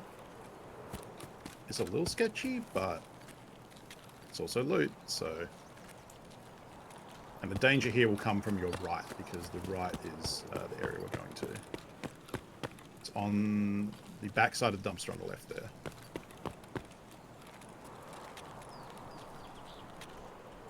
At least it's a little hidden way, so you can get right nestled in here. Ooh, what's this? You can eat the slickers. That's the other croutons, I believe, yeah. Do we want that healing? Ditch the tape, I think. Yeah. Okay, now where? Do we want the croutons? Oh, actually, I think we do. I think you can trade the croutons for the one... Oh, wait, no, that doesn't work. Because they won't be found in raid. Nah, fuck those croutons. I mean, you could eat them, actually. Because that's... Sorry, I keep opening and closing it. We can eat them, because that's nutrition. It will dehydrate you a bit, but we need to get that metabolism skill up. So. Alright, where are we going from here? Straight ahead. To the left of that rock there. Almost out. It's the wrong type of crouton. So the pink and blue croutons are the ones we need for the quest. Those white and blue ones are not needed for the quest. They did at one point have a barter trade where you could swap the ones you don't need for the ones you do need, but that was when the quest didn't require them to be found in raid, and now they are, so that doesn't help us. So this is where you killed that player that time. Right. And we want to get over there through the gap. Ooh. Is there anything? No, actually. There was a person that just crossed by that gap. I was too busy looking at loot. I didn't see that. Should I just let... Do we assume that they're probably on their way out?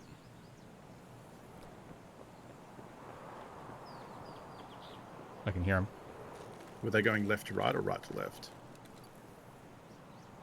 They were going from... They go down there? They were going left from here. They were going that direction, then they ran back out. Okay, so they're going to a hidden cache that's down there. Which might mean they come back your way. In any case, let's give them a few seconds to do their thing.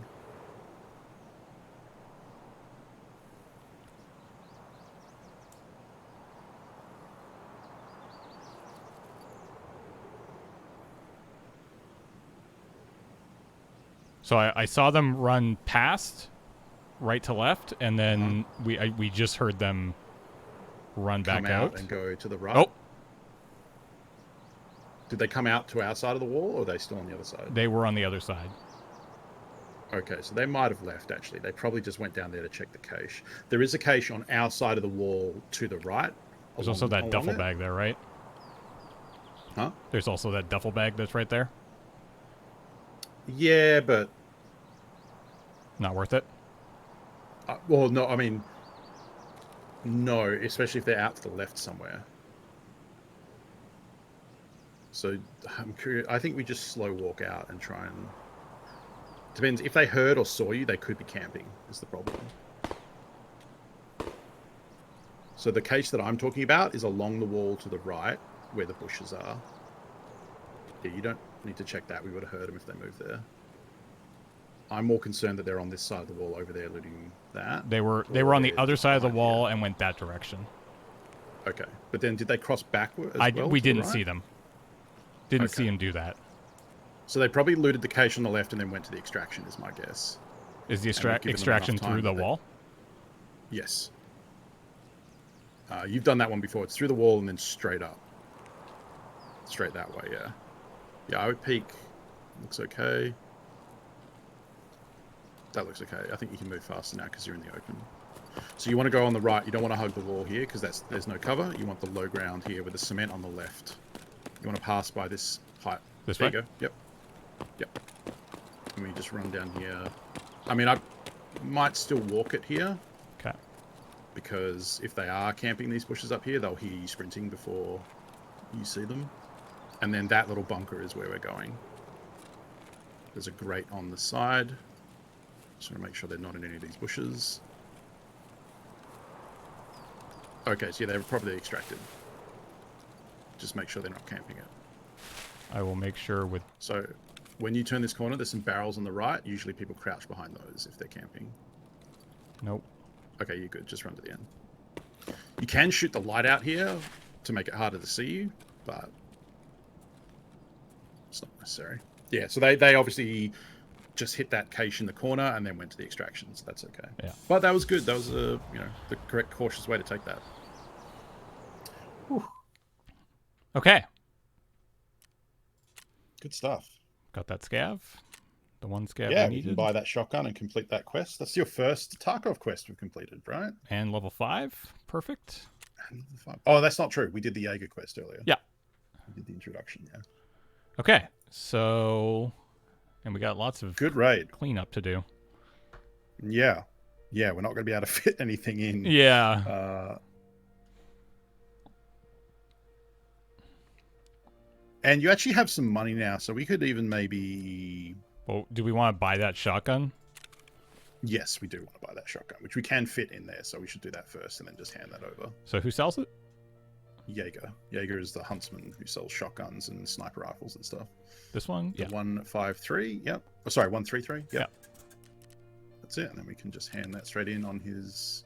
on Prapper's task page. Oh, do we not need to do anything to it? Nope. Cool. Nope, no, that's a different quest. That's the gunsmith quest where we need to modify it. What's up, warrior? Cool. I'm not going to read this. All right. Yeah, this is checking is a fun one, and search mission is the one on Woods to get your compass. It's like a little intro to the new Woods expansion this wipe to go scout out the convoy that we've been to and the USEC camp. And I think the actual compass is pretty expensive to buy, so it's good that you can get this as a reward. Cool. Now, okay. So, okay, let's start with stuff we can just straight up vendor. Med stuff, yeah, you can put in there because we know we'll want to keep that. I'm just going to put it all so in that's here. Fill it up.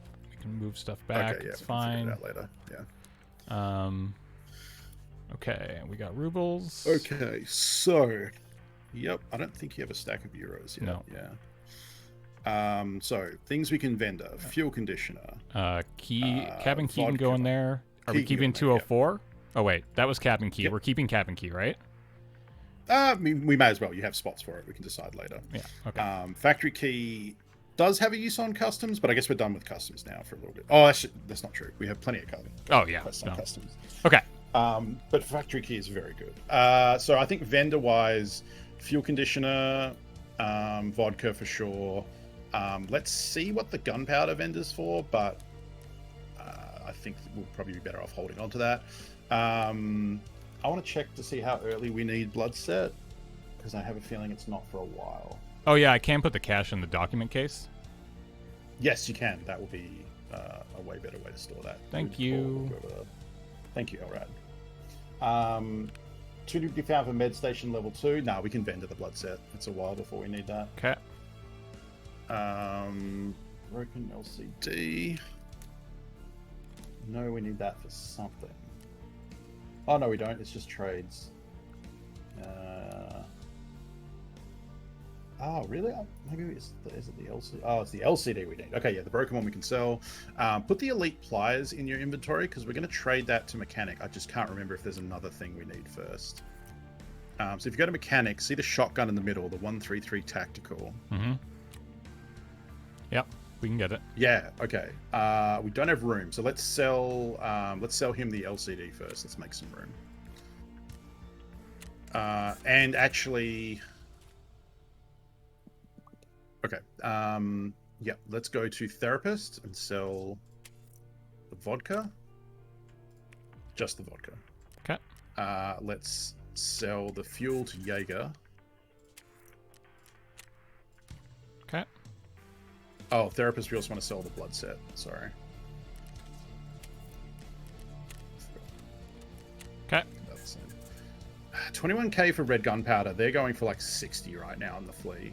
And they are useful, but I just don't know if we have the space to keep it. Can you actually go check Skier for something real quick? Does Skier have the pistol grip shotgun? No, and I don't think Mechanic does either. Can we double check that? So the Gunsmith quest is to kit out one of these shotguns in a very specific way, and this one here is basically all we need. It has the choke on it to reduce recoil. It has a grip. However, it needs to have a pistol grip instead of that like stock grip, and I don't think you can get it. So we have to find a scav that has one. Did we so have I think one? Until then, I don't think we do have a pistol grip. I think I would remember that. Yeah, not for the shotgun anyway. Yeah. No, we have various pistol grips, but not.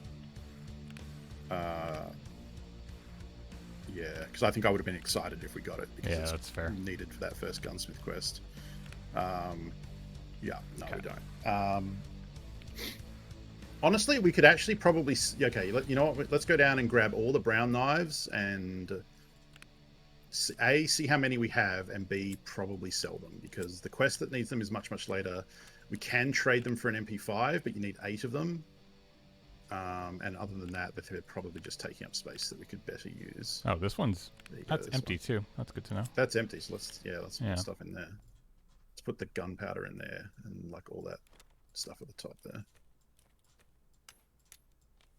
Probably not the food because we'll end up eating that, I would say. Okay, so we're gonna sell all these knives. I don't think I think so, unless we have any more buried down. You need 5, I think, for a quest. But it's very, very late. So I think they're just taking up space for too long. Yeah, just have that bayonet. You can put one of your helmets in that rig. Yeah. I'd say the night vision one there.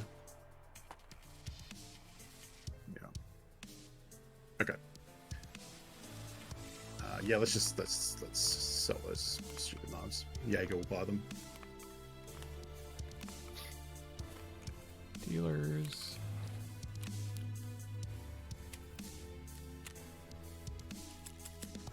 Okay. Cool. I think actually, if you check Peacekeeper, I think we can save some space. He will sell us 5.56 mags, right? Yeah. Okay. So here's what we're going to do. We're going to unload all those M4 mags because the bullets will stack in much smaller amounts of space than the mags, and we can just buy the mags later. You have to go back to the other screen because of course you do. Yeah. Just right click unload all of them. We can keep those other ones. That's fine. They will stack in piles of 60 instead of 30 as well. But the ammo box. If I hit sort, will that do that?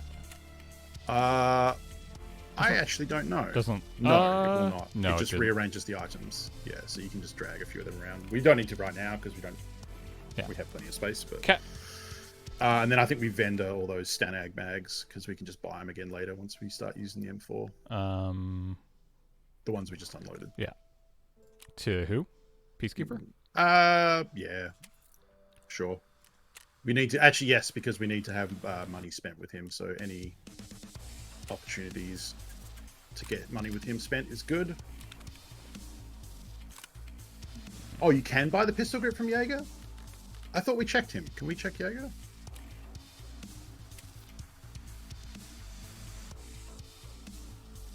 Oh, you can. Look at that. It's in the right above the... Yeah, buy that. Yeah, let's get that quest on. Sick.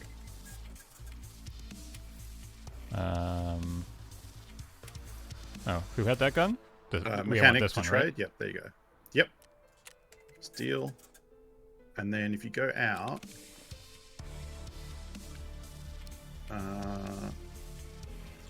yes, we need to take that stock off and put the pistol grip on. This off? No, sorry, No. the 133/153. Yep, there you go. Take that off, drag the pistol on.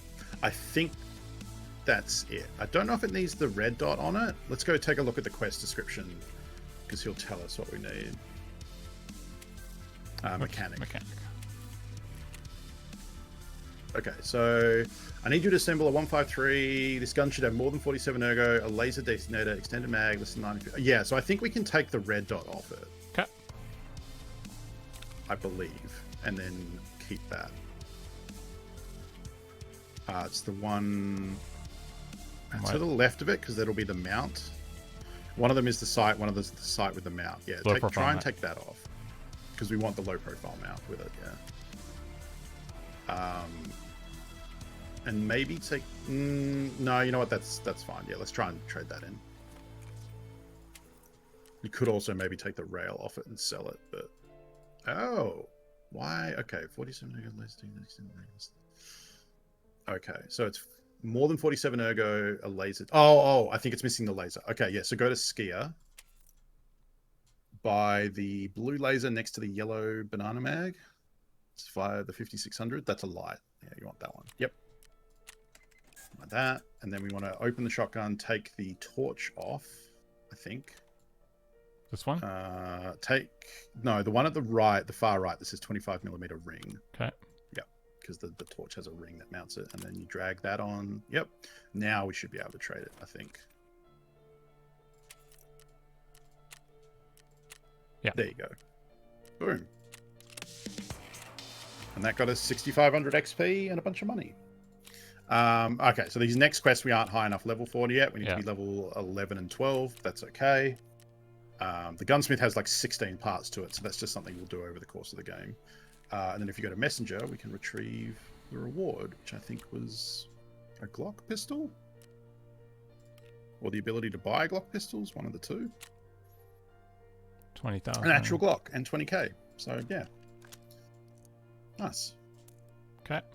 We can just vendor the torch, and we'll keep the red dot, but we'll vendor the torch in the stock. Okay. And you actually got some space free now, which is nice. Yeah, mechanics fine. Yeah. Cool beans. Okay. Oh yeah, James, you're also carrying that Makarov pistol from earlier. Well, we haven't really unloaded his character properly yet. Yeah, we still need to finish doing that.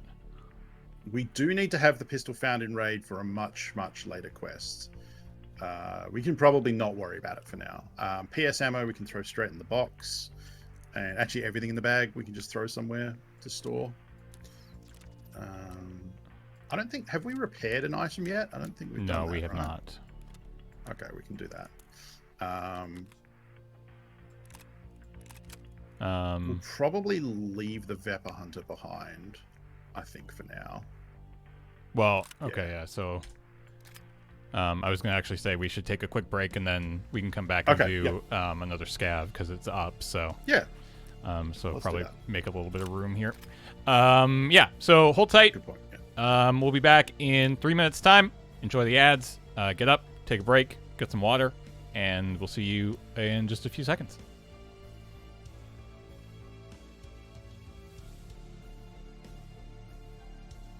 Impressive. Y'all did it. Y'all did it. Y'all boosted the channel before the ad break was done. I'm impressed. Thanks, friends. Does that kick in immediately? I don't really know how this feature works. Dude, it's almost... in my opinion... Someone at Twitch just got a fax. Yeah. Basically. I have... The dot mate. Oh, look, there it goes. This is... Boosted stream, right. Yeah, it happened, and the stream is being boosted. I just don't know what that means, and I haven't really... This is the third time that we've done this. Oh, really? Oh, okay. And I think isn't it supposed to appear on the front page somewhere as like, hey, yo, look at this stream? It's not the front page. It's in like discoverable sections of the website. It's I don't know how good it is. We'll see how it does. Really quickly here, Karisti, 70 months. Maki Machine for 13. No Superman 10 for 55. Noribot for 39. And S4 Rusama for 2 months. Welcome. Thank you, friends. Okay. Are we cleaned up enough that we can go? I would chuck the AK in your second weapon slot because that'll free up a bit. Yeah. And that's probably fine. If you have more space, if you need more space than this, then good job. Yeah. Okay. How do you feel about doing a scav run where I don't help you and you just... I will answer questions, but I'm not just going to yell instructions at you. How about that? Sure. See how you go. Then I guess we're going to interchange again. Dealer's choice. Because that's the... I think I could probably do better. I mean, I would recommend interchange because that's the most money. Like, that's where I would go to scav. You cannot scav into labs. Yeah. Unfortunately. I want to go to the streets of Tarkov or the suburbs or terminal. Streets of Tarkov is the next map coming. Okay. I did some more reading about that actually on their like let's go. roadmap, I guess, or their plans. It's one of those things where the things Tarkov devs say they want to do with the game sound like it's not possible. Like they want to do a storyline quest, and Streets is going to be the first one where they have this vision for those familiar with the Division, which has come up before, and the Dark Zone. In the Division, most of the game is PvE, but when you go to the Dark Zone, which is their PvP area, you have to kind of go through an airlock. You go through these little doors into a tiny room with a vendor and a stash where you can put some stuff in your stash, and then you leave that airlock and go into the Dark Zone, and then player versus player combat is enabled. And they kind of want a similar thing for Tarkov, not the PvE versus PvP stuff, but like if you want to go to certain maps, their idea is like if you want to go to Labs, which is what Hosk mentioned, Labs is like the end game map where there's the most money, the most experienced players, the hardest enemies. Right now, you just queue for it and you have to pay for an access card to get in, which costs like 200k. But their vision is to get into Labs, you would have to go to Streets of Tarkov, find the entrance for Labs, load into Labs from there, play Labs, then leave Labs and extract back into Streets of Tarkov, then play through Streets of Tarkov to extract and get out. And so that apparently is coming. But they want the whole game to be that, which sounds impossible. Uh-oh. I'm somewhere where I don't know where I am. You are inside the mall. Have we even set foot inside? Oh, we have. We were in Idea. Okay, so you are near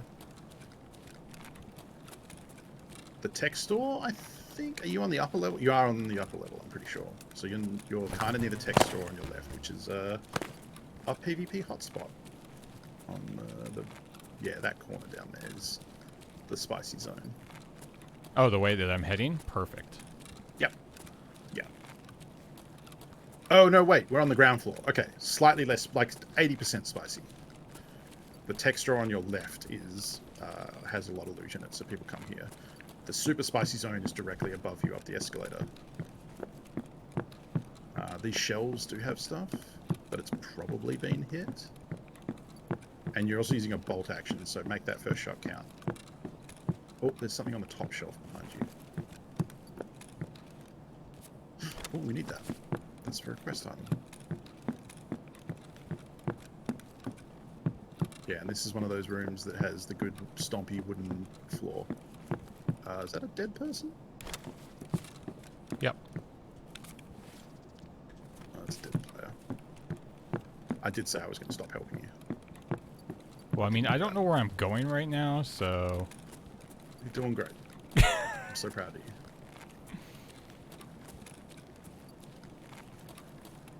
you. Ooh. Was that something in the middle of the TV console?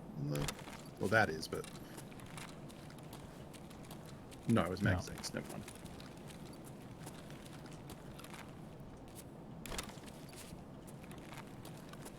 PlayStation 4? Yep, actually, that you can get a PS4 for your hideout too, eventually. Oh, look at that! There you go. There's a gun that shoots more than once before you die. Actually, that's You need that gun for a quest later on, and players have had a... Oh, it has BP too. That's a banging ammo. Yeah, okay, that's an upgrade. Make sure it's on full auto when you get a chance. That is not good. Ah, that's fine. It's not good ammo, but you can drag the two Mosin stacks together as well. There you go.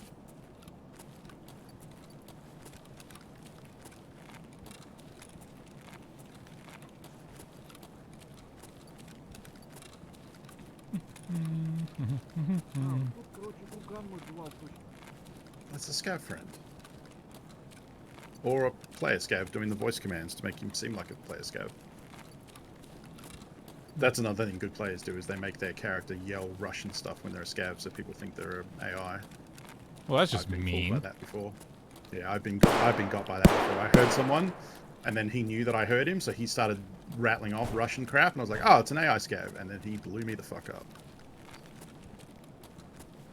There is some computers and jackets in here. There's a jacket in the corner.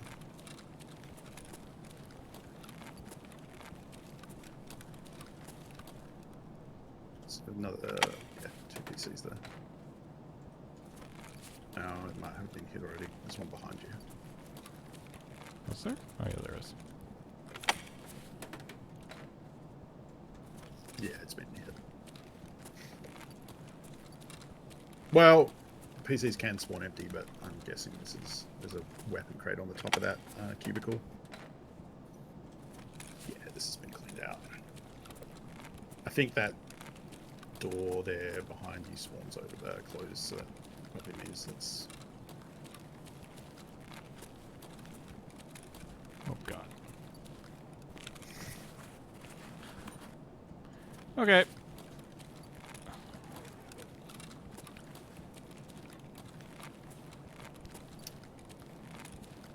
Yeah, unfortunately, you kind of have to just come out the back the way you came. You can't really get to anything from here.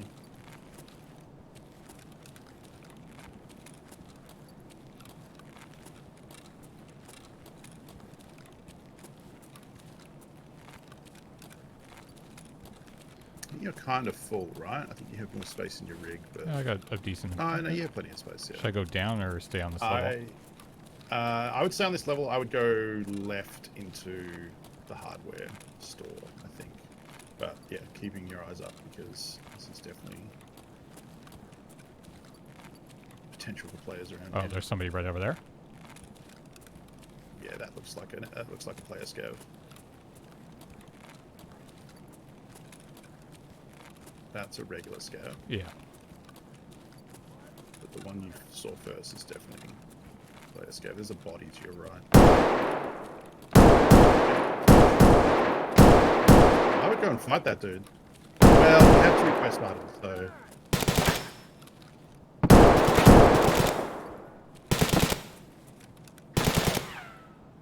That's a regular. Those 2 are regulars. Yeah. They're doing your job for you. They might have killed him. Nope, he's still alive.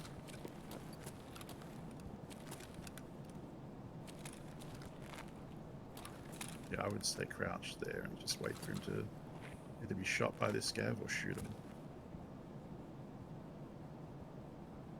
He's the one with the blue backpack, so if you see that fool, drop him. Yeah, you could also flank round behind. Yeah. Like go left. Well done. It's him seeing him, I believe.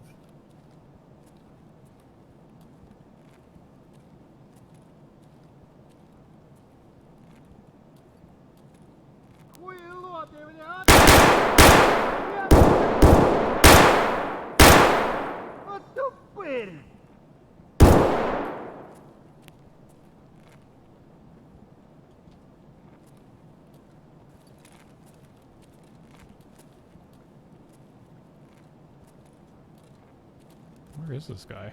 So he might have run back to where you came from the tech stores, because that was the direction the scav was shooting. Well, I assume he dropped that first scav. He did, but then that scav shooting just then was shooting at the player. So I believe he's either over here somewhere, or he left back towards Yeah, because see, he took his bag and dropped his blue one. So this is the dead scav. Yeah. That he looted. I'm guessing he went back towards down there. Yeah. Like down that corridor. So I think we just leave. We have quest items. It's okay. It was a good opportunity. But it's fine. It probably means this is all looted, but like, Yeah. this is their way out for us. What's the time, Mike? Oh, we got some time. Okay. So yeah, we want to check the bottom of these. Oh, there's some. Yeah. Those things are like little items like that on these shelves are super easy to miss. So you do find like that tape and nuts and bolts and all sorts of stuff back here. Along the back wall here, to the left, you see those white like shelving racks here? Those ones? The cages there? They can be power batteries, car batteries spawn in these. So you definitely want to, they're like big chunky boxes, so they're hard to miss. But you do want to check those when you see them. There's a handful of them along the back here. I'm going this way, right? Yep. There's a toolbox. Oh, never mind. The toolbox is open. Where is it? But Oh, it's right there. Yeah, I can see it. See there? Yeah. Yeah, it's right there. Just for future reference. Yep.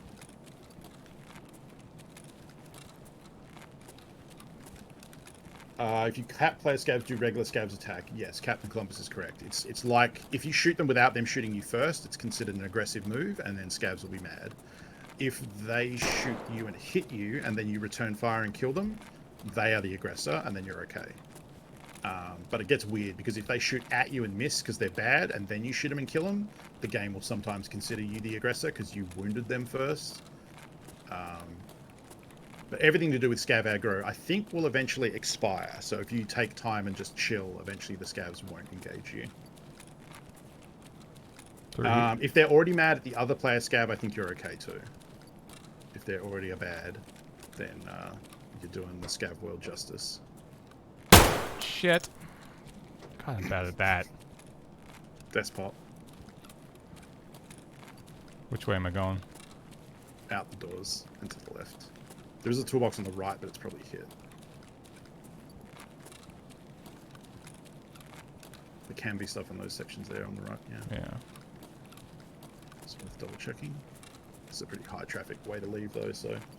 Now I'll teach you the way I like to go to the extract from here. So we want to go out this thing and to the right, and then we're at the ramp that leads down towards the extract. There's a weapon crate where you're looking on the other side, on the edge of the wall here. Over here? Bottom of the... No, to the right, sorry. Yep, the place, Gav.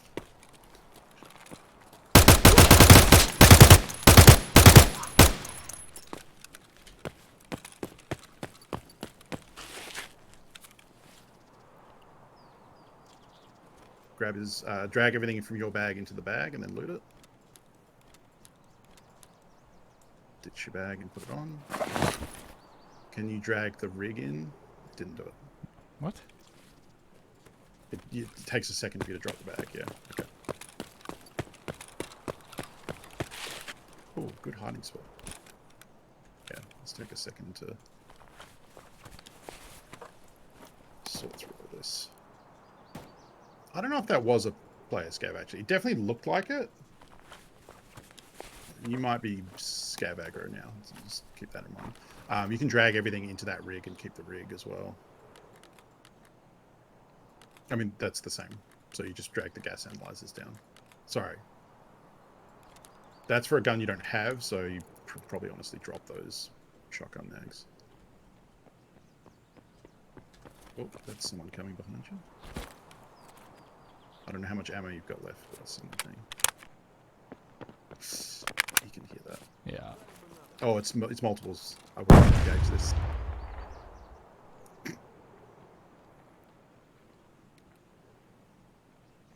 The fuck was that? A shotgun? You could hit caps lock and creep out and peek, or you could just wait.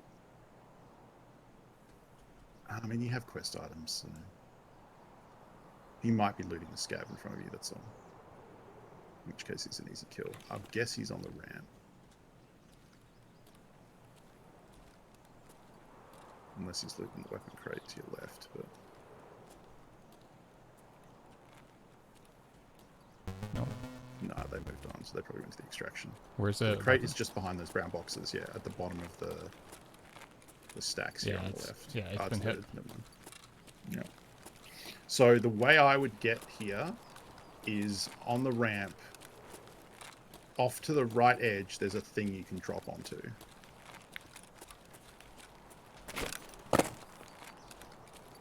So I prefer to do that so that you're not just walking down the ramp. Now what? Then I'd run straight where you're looking to the right of the left, sorry, along the guardrail on the road to the left. There's a low ground you can cut through here, yeah. And then when you get close to this bush, I'd preserve stam, yeah. You got it. We've given them enough time that they should have extracted. Can you mag check how much ammo have you got? Less than half I did already. Okay. That's okay. That's better than most of them still. Let's make them count. And then the extract is off to the right. You should know this by now. Yeah. You don't need to go to the other side of the truck. You can extract on this side. You just need to hop the rail and then move to the right. And the extraction's in the back corner near the orange cab.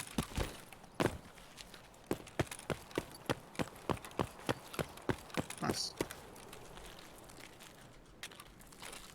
You can actually go prone here if you like. I would usually go prone alongside the wheels so that you can't be shot from underneath, but it's fine. Okay. Cool. Yeah, it's weird. Like, I don't get a lot of campers in Australia, but I know in North America it's more common. Nice. Good little scav run. Yeah, the gas analyzers we don't need yet, but there's an upcoming therapist quest once we turn the Salewas in, so that's a good little get. Plus we got this and the rig AK. is not bad too. We got the AK, and you do need that. So that was what I was saying before. They added a quest or a requirement to a quest much later that you need one of these AK variants specifically found in raid, and it's been a nightmare for some people to get. But you can craft it now, so it's not a big deal. We'll probably either just use it or sell it. So, oh god, this is so much crap. Doing great. So you can remember, no, not yet. Leave the bag there. We can take one of the other bags, put that bag in that bag, and nest those bags. Oh, because you have this bag already. Yeah, you're right. So I can just do there this. There you go. Yeah. Actually, bags all the way down. We'll do that one. Cool. There you go. Okay. Mosin. Got yet another armor. Yeah, Mosin's cool. We'll keep that. You're gonna have to. Okay, if you. Just go like this. You probably want the rig too. So if you take some of the duct tape and the screws and the gun, you can put that in the WT rig and probably make space for it.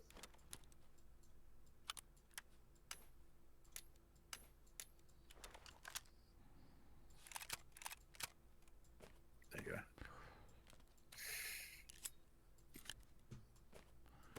Yes, doggo. Nice. Good Tetrising. What do you want, doggo? You want to come say hi to the internet? No, you don't. Okay. Enough coffee left? Come here. Come here. All right. Fine. Screw you. Okay. Good work. What quest items did we get?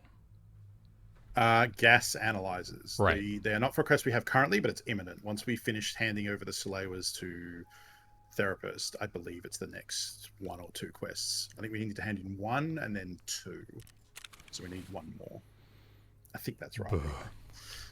Boy, okay. So how about we sell both those Mosins, because I don't think we're going to want to use them. Both these ones? They're taking up room. Okay. Yeah. Who do we sell? Skia. There you go. We could probably sell the armor to. Actually, I think that armor's better than the one we have currently. Let's. I think it's tier 4, and the other one's a tier 3. Tier 4. Yeah. 3. Yeah. Of course I can't. Okay. Okay. Let's deal with the other thing first. I can do this. I can do this. Oh, there you go. Yeah, you got it. Yeah. So we can sell this. Yeah, we can sell that. Well, you should sell the other one because the other one has 30 of 60, and that's 43 of 60, and we've also insured that one, so we should sell the one we haven't insured. To Ragman? And then while you're at Ragman, yep, you can also sell the Balaclava. Oh, I can't sell it. Is it too damaged? Excuse me? What? Okay, so Ragman... Oh, it's because it's at 50% exactly. He won't buy armor that's 50 or below. Yeah. Oh. So, okay, no, let's learn about repairing. So let's go back to the main character screen. If you right-click on armor and go repair... So the way repairing works in Tarkov is you pay a vendor to repair it. It will lose some of its maximum durability, and then it will go to whatever that is. So you can see here, Prap will repair it, and it will lose between 0.7 and 2.2 points of max durability. You can change the drop down to the others, Skier and Mechanic. The thing is, I think Prap is the cheapest and it will lose the most durability. Yeah. The others are more expensive and lose less. Yeah. So you basically always use Prapper unless it's something you really want to maintain. Okay. And it's almost always profitable. So by repairing it, it's going to cost us 3,500. We should be able to sell it and get profit on that. Because you could also sell them to Fence when they're too damaged, but Fence won't buy them for very much. So you can see there by selling it, we're going to get 24k. So we made money on that. Because Fence probably would have bought it for like 10 or something. We can also sell the WT rigs if we want. They're full of stuff right now. So we can hold on to it. Stuff we want a straight up vendor. Let's, if you get out of the green one on the left, get the... Actually, I guess you don't need to get it out. We can just trade it. If you go to Therapist, she will trade us to Salewa for that can of Raid. It won't be found in Raid, so we can't hand it over for the quest, but it's just good healing, yeah. So you can deal that, and now we have a nice little healing item. I think there's chlorine in that vest that we definitely don't want. Yeah, let's sell that. We can sell the ammo. Throw the ammo in the box, yeah. Sell the SP7, though. That's not very good. We won't be using that. That's full. Is it full already? Really? Oh, because rubles. Oh, it's a lot of stacks. Yeah, you want to pile them up. It stacks in 500k. Yeah. And then the dollars will stack as well. There we go. There you go. Yeah. I was like, we can't have that many keys already. Okay, so we still need to make a little room here or die or something. We can probably just, okay, here's what we'll do. We'll wear that 6 SH rig. So if you put the scav vest in the backpack, you can pop the other one on. Because that's bigger for loot. Put this one. Oh, the scav vest, yeah. Do that? Yeah. And then we'll just shove them somewhere. We need to get the Vapor Hunter and the AK out of let's sell inventory. this. We can sell the that. knife. Yeah, we can... Not that. Yep. Yeah, we can sell these. all that. Yep. I would imagine the therapist is chlorine. Yeah. And then... Jaeger will buy the knife, and Prap will apply the bullets, yeah.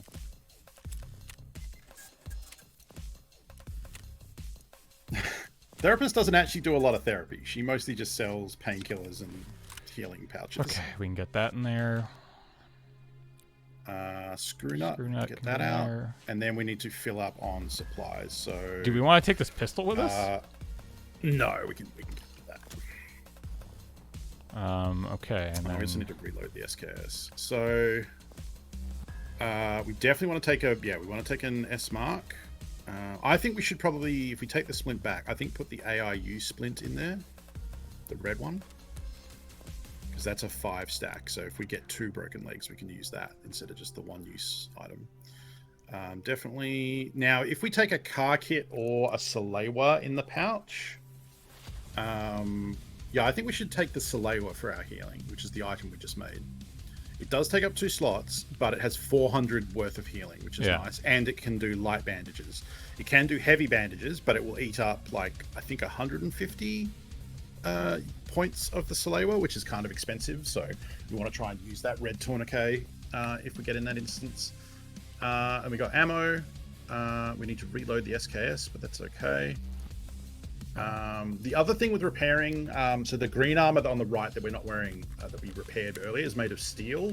It's very cheap and doesn't lose a lot of durability. The one on the left, the 6B13 that we're wearing, is ceramic armor and repairs very, very badly. So when we repair, if we were to right click and repair on that, it'll probably tell us it's going to lose like 12 points of maximum durability. So right now, if we repaired it, it would actually go to less than its current durability. Right. Yeah. So ceramic armor is more effective. It's higher tier. It's more protective, but it doesn't repair as well. So you get fewer uses out of it. So that's why we can use this now and then probably toss it if it gets shot up.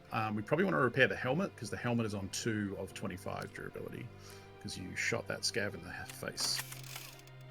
There we go. So now it's at 23. Okay. And yeah, we're pretty good to go. So do you want to head to woods next, or Yeah. customs, or interchange? Yeah, I mean, I forgot we still have... I need to be careful not to lose... I think we had enough... Yeah, it's Prapper. If you go receive all... oh, we did get a quest finished, so we have that money. We can take the pistol and probably sell it. Yeah, we are getting insurance back though. But I believe if we go to Prapper's message list, it will tell us, I think, that we have 5 days to claim those. We scroll up. So insurance, 2 we days. have 2 days. Insurance, Yeah, 2 days, so yeah. Okay. we won't. That would be. I'll need to do them before. So tomorrow I'll record another scav run, and I'll spend some time doing as much inventory management as I can. To make sure we get all this stuff back. Oh, right, because Monday would be Monday evening, so that'll be after the thing has expired. You can take that out and just sell it, because we'll sell that other pistol as well. What about the ammo? And take the mags. The mags? No, we don't. No, that is one of the worst pistols in the game. You used to start with it, but then they took it out of the starting items because they recognized that it's too bad. Who do we sell these to? Mechanic? Or just Prapper?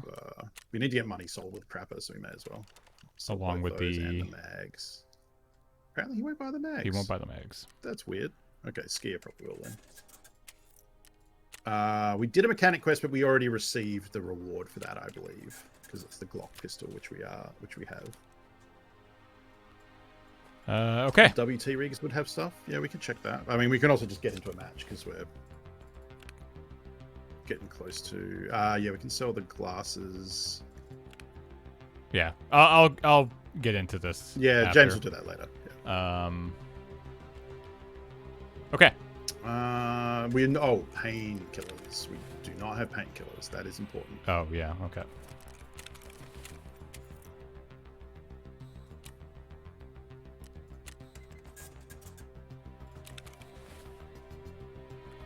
And I think the quest we're doing here on Woods is to find the missing Prapper convoy and the USEC camp. They're all kind of together, so we're going to a specific part of the map. And thankfully, we don't need to survive the raid. So as long as we find those 2 spots, this quest is complete. As well as the other stuff of looking for food and Salewers and etc. The Scav was wearing kind of the same stuff you were. This is an awkward time. So we've either got dawn or dusk. I would say dawn. Yeah, we want it to get lighter, not darker. It might not be darker. a little dark/orange, but we'll see how we go.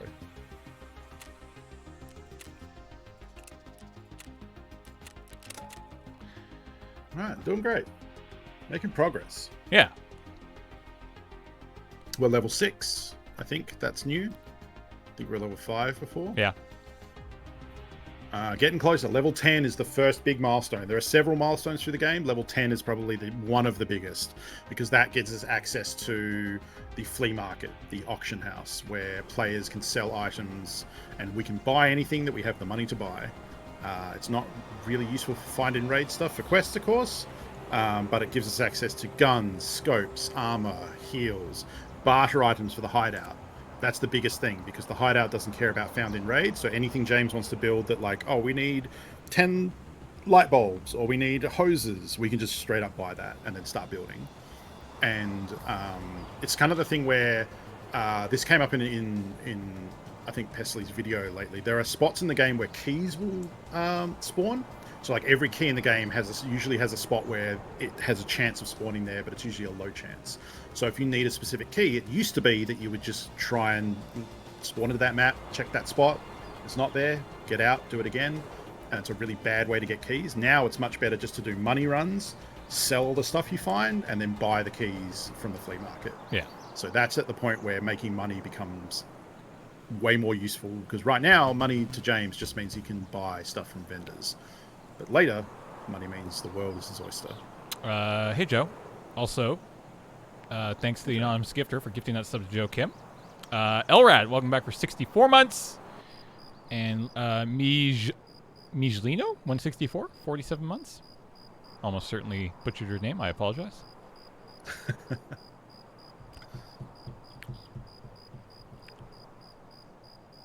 Hopefully this isn't too dark. It should be dawn at 5:30, so by the time we get in there, it's probably closer to 6. So I think we're okay. We shall see.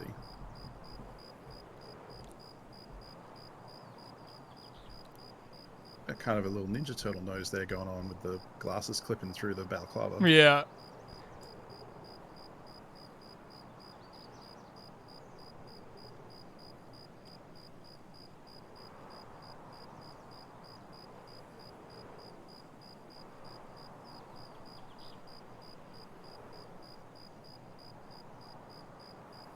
Yeah, there's a lot of stuff clipping into other stuff. Because even scopes will clip into other sights if you attach them to the gun and put them all jumbled up.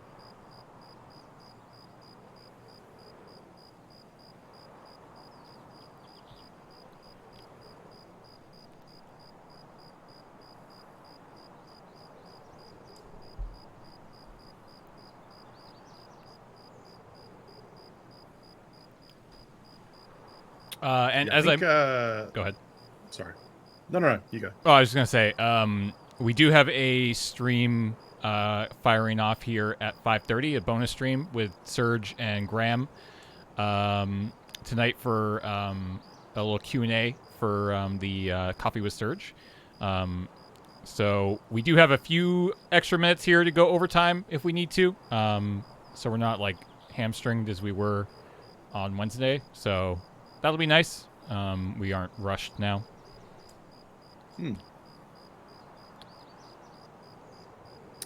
Kind of Angry Optimist. The one of the better ones I've seen is one of the little like machine pistols with a billion attachments on it and a giant scope. That's pretty funny. Ooh, good lord. Okay, don't go that way. Oh, you're on the edge. Oh, because you're at outskirts where you extract. So a scav house is right in front of you. Okay, so we'll go to the left, and every time you've extracted from this map, you know how you ran down the wall and went to the back here and extracted? Yeah. You're going to do the opposite now and push along the wall. So you want to go more to the right. Oh yeah, there's that rock. That's the big rock. Yeah. Loop around. Yeah, there you go. You got it. We can also go loot that bunker because we're going to be there first, and there's stuff in there. Once we get the flea market, probably one of the first things we'll do is buy the key that opens the door in this bunker coming up, because there's an extract that's really useful to take, and there's loot behind it. So if we had the key right now, we would have access to a weapon crate and a few other bits of loot before we head out here. Should I be running to this bunker? Yeah, I would go loot it. We're here no, but I mean, like, should I be running? Like, is it important? I would, yeah. This early on, yeah, because there are player spawns to your right, and they can take long-range shots at you, so... yeah, it's just up here before the rocks. The cultists are killing people.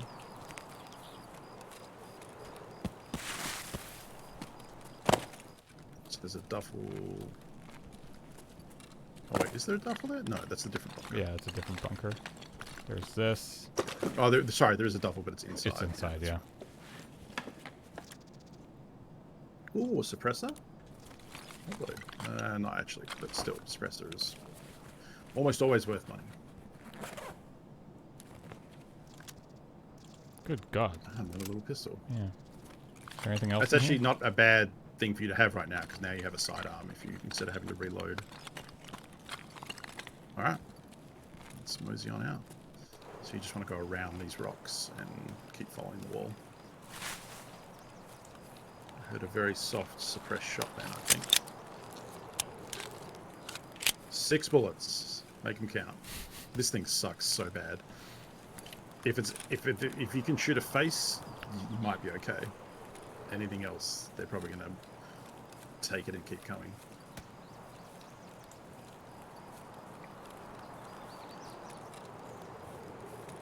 Alright, yeah, so we're going to head over this way. You shouldn't really have anyone in front of you now. So you can go for a jog. Okay, they weren't in front of you. They were to the right of you, I believe. That scared the shit out of me. Yeah, that was a headshot. That was loud as hell. Ha! That's Tarkov. Good lord. That even made me jump, so... Woo! Yep. I want to see the round. I'm going to guess it was M62. M855. Oh, I was close. Wow, it actually wasn't that good. That's just a regular old 5.56 round. But I think that was suppressed. And yeah, he got you real good. So yeah, the Woods is kind of hot right now because there are a bunch of quests that make you go there to kill players, including one that you have to kill 3 players in one raid. So as soon as Woods starts, what will happen is players who are on that quest know where the other potential player spawns are around them. It was behind, yeah. Yeah. So I'm guessing that was from someone over the other side who got him through the gap. Or up on the hill on the rock there. Yeah, as soon as the map starts, those players are pushing those other spawns because getting 3 players killed in one raid is kind of tricky. And the easiest way to do that is rush the player spawns near you immediately and lock up 1 kill. And then suddenly it's a get 2 player kills in a map quest, if you think of it that way, which is much easier to do. If we want to jump right into a scav run, we are going to have to clear some space. I think we just go into a PMC raid because we've got loadouts we want to use. So yeah. Okay, so let's see. Oh, you know what I want to do actually? Yeah, let's spend some money too.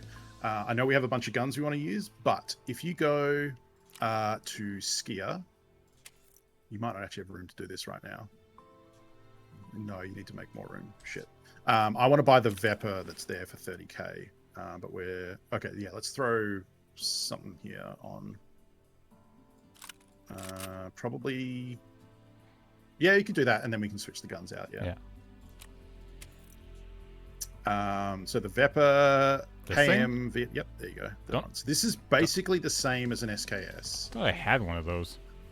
No, we sold it. I told you to sell it and then forgot that we were going to use it. So this is a new item they just made available to Skier Level 1. It's basically the SKS we've been using. The only difference is it's a single fire gun that can't fire full auto. The iron sights are kind of bad. But the main difference here is that it can take mags. So instead of having to top load when we need to reload, James can just put a magazine in now. Let's wear one of the W2 rigs and get the stuff out of it. Because again, that frees up space and it's a good rig. Well, you can just put the whole thing on and then... Yeah, that is the way to go.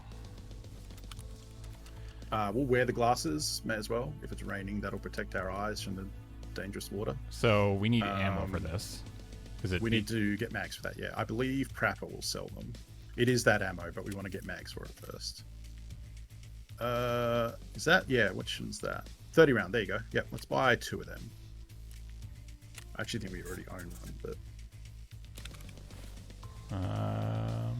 now, I don't think we should... We're going to do what I would normally advise. If you right-click and unload, yep. Let's put the BP rounds in that first mag. This one? There you go, yep. And then let's put that in the gun. And then let's load the others with PS. Because we don't want to take 90 rounds of BP. That's kind of expensive for us. But the first mag has the good bullets in it. So if we run into a player first things up, we can fight them. Now, unfortunately, this cannot take a sight. You can get a sight for it later, but it needs an attachment we can't buy just yet. So we are still going to be using iron sights. But like the SKS, the iron sights are pretty bad on both. The main difference with this one is it costs 10k more than an SKS, but the difference is we can just load a full mag, so we can get back in the fight quicker instead of having to just open the bolt and like plink the bullets in one at a time, which would take like a good 10 seconds.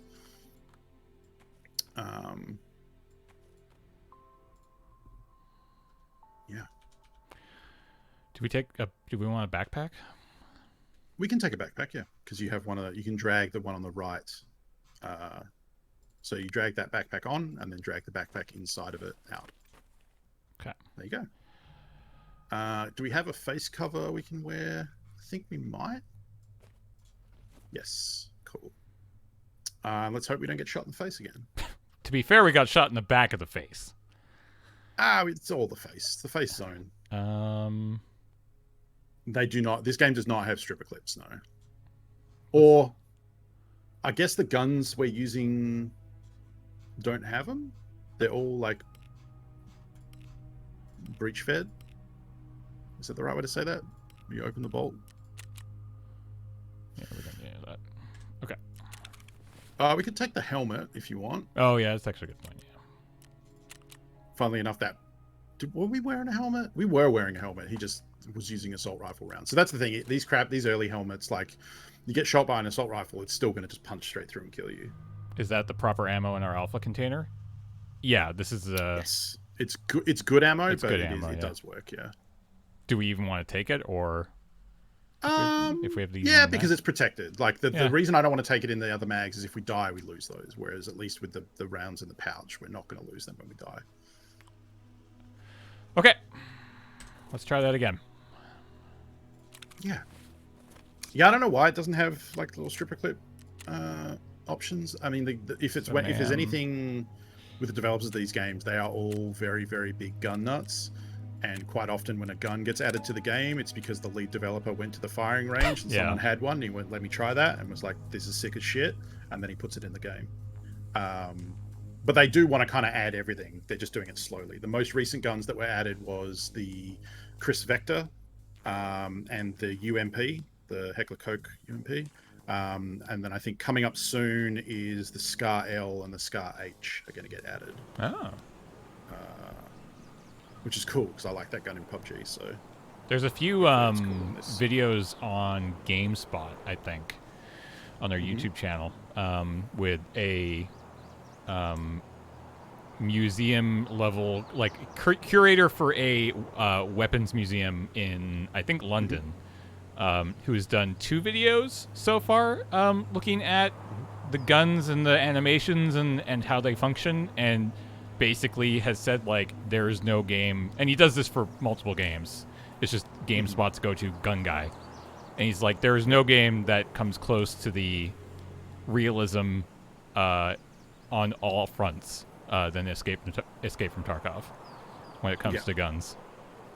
It's a cool series. I mean, they take it very seriously. Like all the stuff you can do with like the way there's no ammo counter, you have to check the mag. You can also brass check, where you just open the bolt and see if it's got a round chambered. Different mags will make your character do that check faster if they're a mag that has a window that like shows the number of bullets in there. Like Glock pistols have dots where you can see how many bullets are in them and a number next to them. So for those mags, your character is quicker because they can just look at it and see how many there are, and like it gives you a more accurate reading and things like that. Yeah, this game gets full into the gun weave side of things.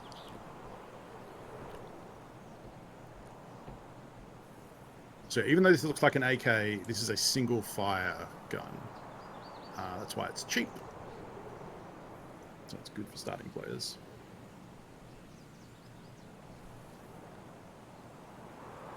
Man, we were so close to getting out of like the main danger zone then too, and getting off of the part of the maps where hopefully there aren't many people. But we got caught.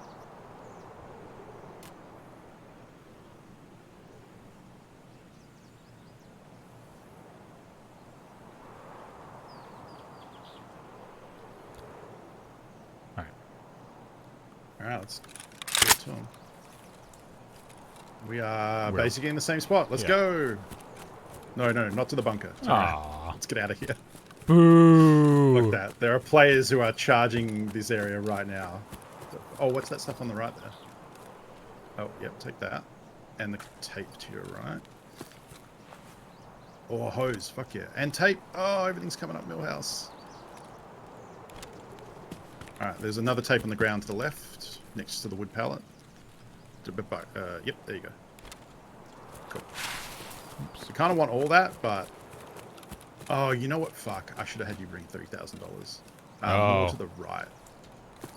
Yeah, because there's that sniper thing on the left means you can go past that. Don't cross the road. Do not stop. Turn around. Turn around right now. Stop, stop, stop. Okay, you're running into the spot where invisible snipers headshot you. Yeah. Okay. Sorry, I don't usually just yell at you, but that's no. Please you do. were, I think, seconds from death there. Yeah, okay, so we can just run up here. We want to kind of follow these power lines. I might even say we should... No, okay. I was considering telling you to put the hose in your secure container, but once we get access to the flea market, hoses are like hardly anything right now. Yeah, some of the edges of the map will be landmined, so there's no edge. It's just a bunch of signs saying if you walk here, you'll die, and then landmines will kill you. Or they're invisible snipers that will headshot you. Which is kind of a brutal way to do it because a lot of new players don't know that. Like when this map first came out, this wipe, they expanded the map, and that's when they added a lot of the snipers and the landmines and stuff. For the first like 10 minutes of the map, you would just hear landmines going off in the distance as new players stumbled into them. And Pesley had a good running joke where every time that happened, he told everyone, people in chat would be like, "What's that sound?" And he told them it was like a Hunger Games cannon, and it meant that the cultists, which had just been added to the game, every time a cultist killed a player, the Hunger Games cannon went off. Nice. And people believed it. That went on for like days, and then at some point someone was like, "Man, Pest, I keep hearing this Hunger Games cannon, but I haven't seen any cultists." And he's like, "Oh, dude, that was landmines. I was joking." That's very funny. But they have a kind of a very distinct explosion sound that's different to grenades. So you can kind of tell when you hear them. Maybe James will step on one and we'll get to hear it up close. No. You think being shot in the head is a jump scare? Wait till a landmine goes off, because at least with a bullet, you're dead afterwards. With a landmine, you're still there and you're wounded and you can't see anything and you're stumbling around. I think that's gunshots, it's not footsteps. Okay, so we want to go to the left there, up that sand dune. Because we're going to go... I don't know if we should go straight for the USEC camp, because it is something that other people rush straight to loot. Oh, we're here now. It's on the left. Okay. So, around the rock here.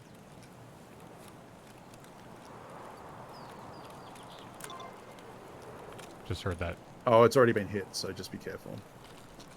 Can I go? Someone here. Yes. Just... okay, no, let's go. I was going to say you can check for an armor spawn, but... I mean, it's. I saw that it had been hit, so... Like there was a crate that was yes, open. you say that, but I've seen it be hit, but it's the armor is kind of tucked away. Oh, okay. So people miss it all the time. Okay, so the next one is over there where that hut is.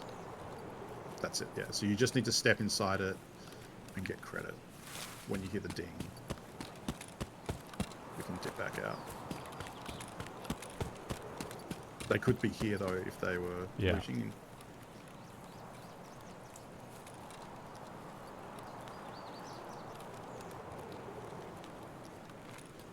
Maybe you only needed to get the one. Oh, they've looted it already. I would hide in the corner here and just check your task list. Maybe it's only you only have to find the one. Missing Crappers convoy? Yep. Okay, it is only just the one. Cool. Alright, so then we just need to find the convoy. So you want to head out slightly, like 10 degrees to the right of where you're aiming, to that rock, pass on the left side of it. Over there? Yeah, down there and curve around to the left, yeah. Because the convoy is off near the lake. In fact, run to those trees just to the right of the water. No, sorry, to the left, so... Yeah. So, yeah, pass between the trees and the rocks there. So the convoy should just be up ahead here, I believe. In the direction that I'm facing? Yeah. Yep. Okay. So I think the convoy is up towards the left here. There's a lake in front of you, I'm pretty sure. Yeah, so we're going to go on the left of the lake. convoy should just be up here.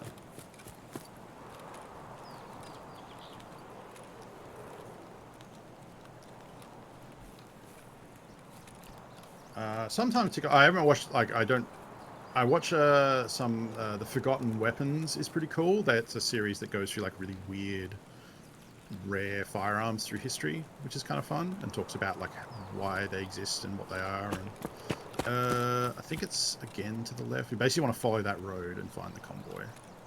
I think it's through over the other side of this lake here.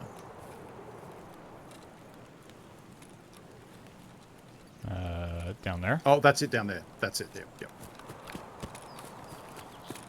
I used to watch FPS Russian before he got sent to jail.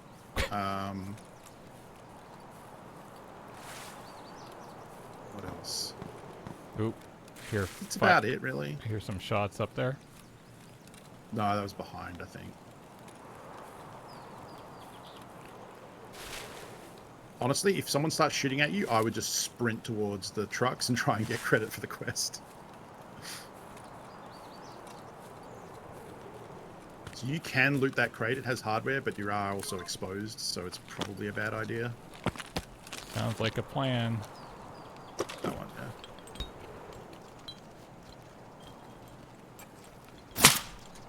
yeah. No, get up. Ah, fuck me.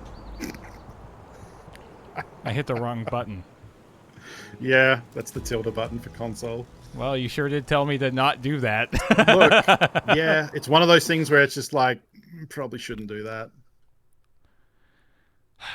Well, I got killed by a gamer named Michael. Mm-hmm. Yeah. Michaels are the gamers of the natural world. What did you hit us with? Oh, a little SMG action. Or a pistol. That's armor-piercing rounds, though, so that explains why it took him a couple of shots. All right. Yeah, that was rough stuff. Scav. Hey, get the quest done, so... Yeah, I'll take it. Let's turn that in. I'm annoyed we didn't get out with those hardware items, but... You know, I said this on my stream yesterday, because I was doing a bunch of quests and dying a lot. At a certain point, Tarkov is paying resources to get quest progress. And, you know, if you can do that for less resources, you're doing great. But there are definitely some quests where, like, oh, I just paid a loadout to get that quest done, and I'm okay with that. Oh, whose quest are we on right now? Prapper. Search mission. Oh, it's one where you have to survive, but it doesn't tell you that. No. Oh, that's so sad. Bummer. Oh, man. Okay. Well, we got Tarkov.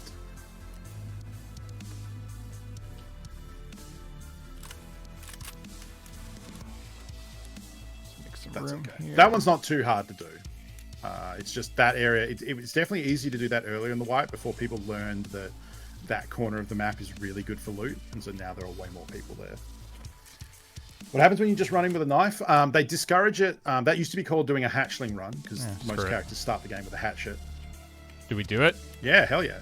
Yeah, hell yeah. Does it matter what time? Yeah, because yes, it is if you dark. go at night, right? you cannot see. Yeah. Yes, yeah, it's pitch black. There's no natural light. There's not even any moonlight.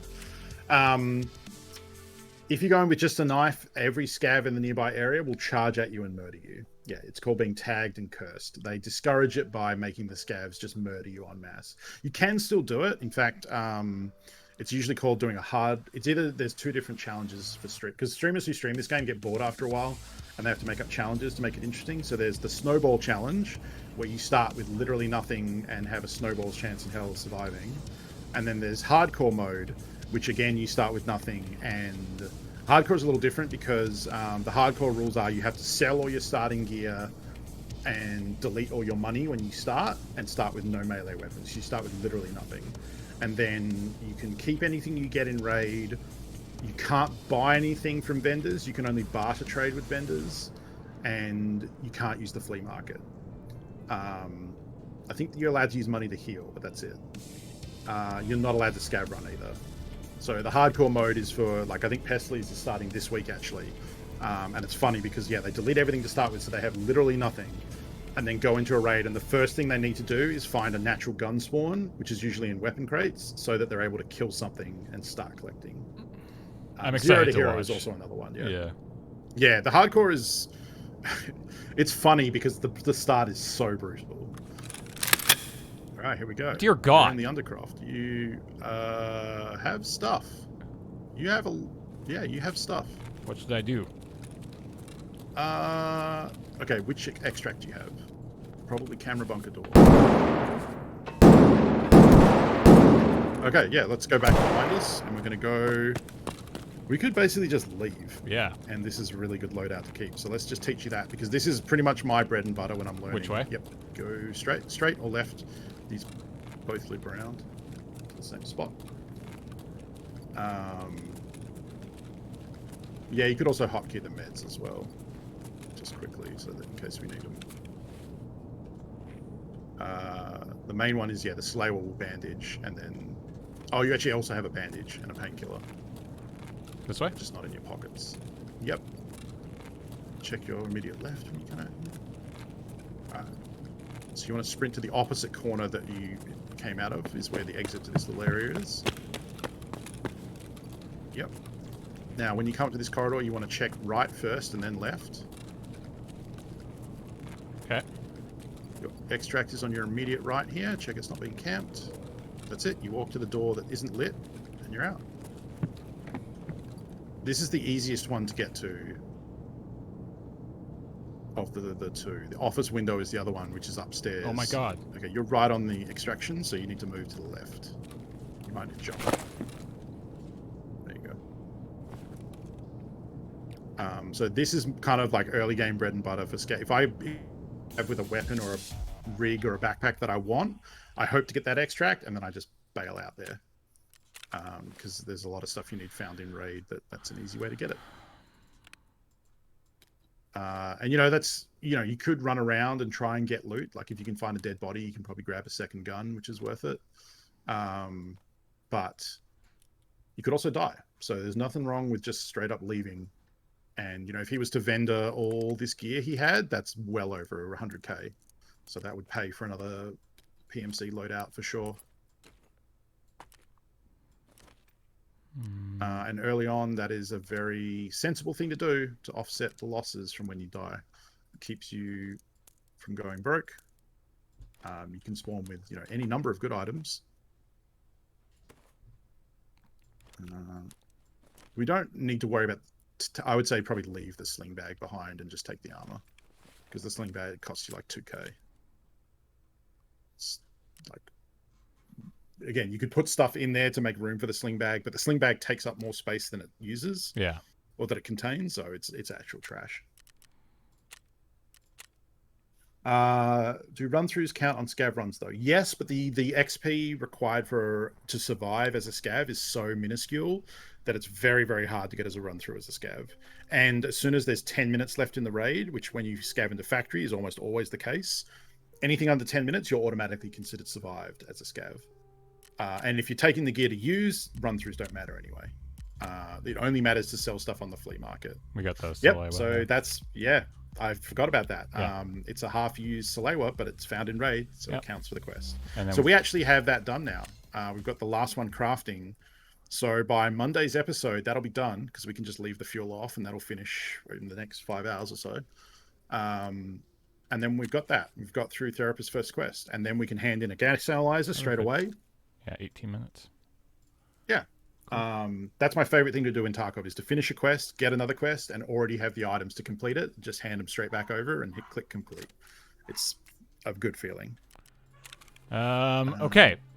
Let's spend the last little bit here cleaning the heck up. Yeah. So, how do we... What do we do? Okay, so we can sell the bank robber. We can take... let's just take this crap off. Yep, good point. Yeah, so we can sell the bank robber. We sell the knife. Gunpowder. Are we keeping this SKS? We sell the nade. We should keep that SKS, yeah, because we can put a sight on that. So that'll keep be good. that. We can also use a red dot, which will be nicer than that scope you've been using. We could probably even sell that other little red dot, the RM33. That probably sells for like an okay amount of money. Or you could actually look at that when you clicked and held on it and dragged it. Sorry, see the multiple guns. We Yeah. put that on. How does it work if you put it on the M4? Oh, okay. That's an example of Tarkov is dumb. Like if you double click that, we can get a 3D picture of that gun. So yeah, it's got a red dot that you can. I would love to see you use this in game and just get a lovely ADS picture of the back of that carrying handle. So you could just take the carrying handle off and it'll fix that. The second problem will happen, which is that the front iron sight is definitely going to be blocking that sight picture. So we would have to do the thing we did last time of taking the front sight off and putting the low profile gas block on. You can fix it and get this to work, but yeah. Okay, well, this is what I'm talking about when like Tarkov does not help you learn this game. Do we care about these? New player would be like, yeah, I got a red dot on my gun, let's go. Yes, we keep all that. Yeah. We can get rid of the scav vest because we can just buy that again, and it's taking up again more space than it. Actually, no, it isn't. It's exactly the same. Yeah. So it's 6 and 6, but still, it's up to you. I'll leave it there for now. Yeah. So we're getting rid of all that. We'll keep the Glock. Yeah, all the rest is useful. We can probably buy the mags down below, the AK. These two? We might be able to buy the AKMS, but we can definitely buy the 6L23. So we could unload that and sell it to get rid of that. Okay. We want the TOS, we want all that. I mean, again, you could take the mag. Like, I would probably take the mag out of the AK-74N, because we can just buy that. This Take one? the pistol grip off, and then you'll... yeah, that one. We can buy that again. And then if you remove the pistol grip, that'll compress that down. Okay. And then just put it nearby so we know where it is. And then we want to unload this and sell that. And the pistol grip we obviously want to keep. Yeah, I mean, you might be able to buy it from Prapper. Just go double check.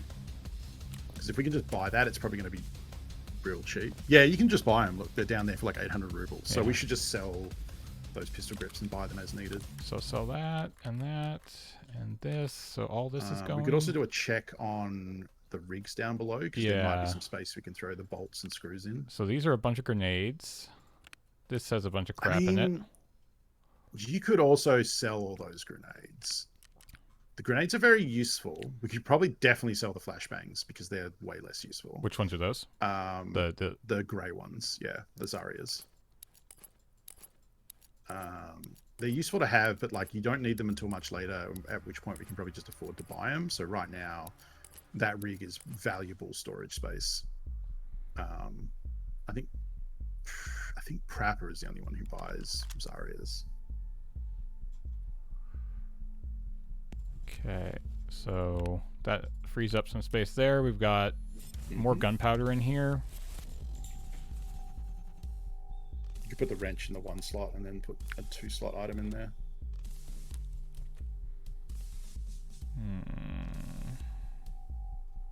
Actually, can you go to mechanic? Can we trade for tool sets yet? Or is that must be level 1 mechanic, surely?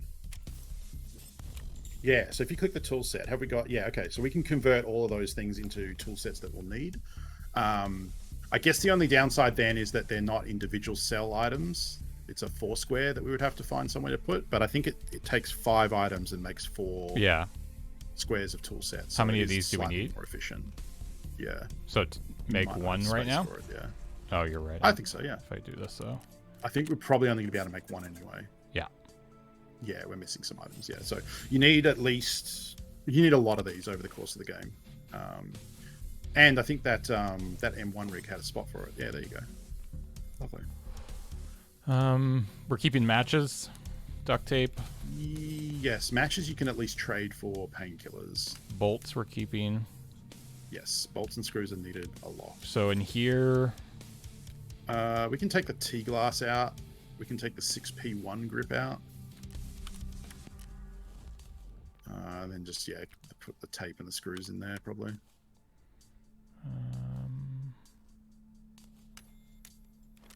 Cigarettes is needed for bad habit. Bad habit, if you get, okay, in your time off, if you get hammed for space, Probably sell the cigarettes because it's used for a quest later, but the quest doesn't lead to anything, and we can just collect them at our leisure. So Okay. that's something that you could potentially get rid of. So that's that. I would say if you had a bigger stash size, that we got water and MREs in this one. Yeah, again, you can just buy this stuff, so we'll probably just slowly eat them. Like, we'll probably just do a few raids where we take one of each and then consume them. Some Zarias we can sell. I think we're not really using pistols right now, and we can buy those mags from level 1 Peacekeeper. So I would say unload all those M9A3 mags, put the bullets in the ammo case, stacked better, and then sell the mags, because they're just taking up room that we're not using.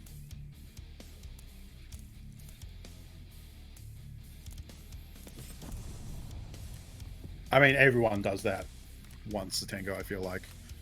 Everyone loads in and goes like, oh, this, I can't see through this site because of this stupid thing. And then you learn not to do that. Okay, we're going to keep all that. Or gunpowder in there on the top. Because we do need those at some point. All right, this is, yeah, we're going to vendor all that stuff there. So we're going to make a lot of space here. Actually, we can... Yeah, let's put the gas analyzers down there. Seeing as we're so hard up for space, I think we should also go vendor that bayonet that we're holding on to.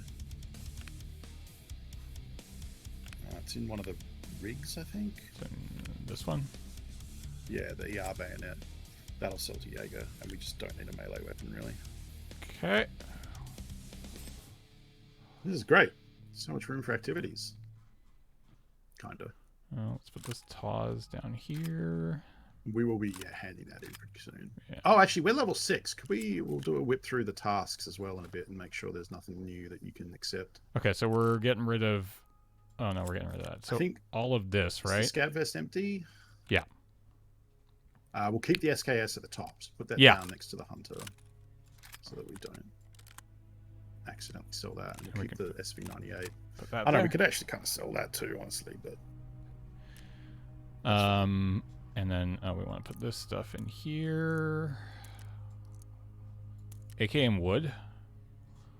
We'll sell that. I think you can buy one of them. Okay. If not, that's all good. So starting with... So Tikosh mentioned before, there is actually a, like, you could write this down on a post-it, an order that you sell... Let's go. The vendors to, which is always the most profitable. Fuck, where is it? Tikosh, help. I know I definitely saw you write it before, but it might have gone off the page. It's like Ragman is first, then Therapist. Oh, here you go. Ragman first. Therapist and Jaeger are equal. Then Mechanic, then Prapper, then Skier, then Peacekeeper, then Fence.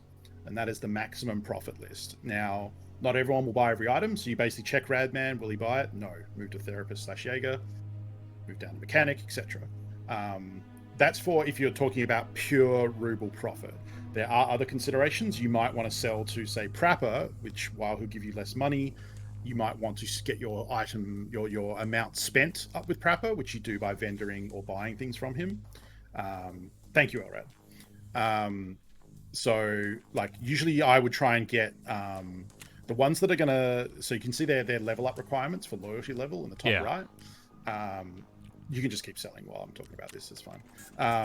You need to hit a certain level. You need to hit a certain loyalty number, which is the middle number. That's usually from doing quests. And then the final number is the amount spent.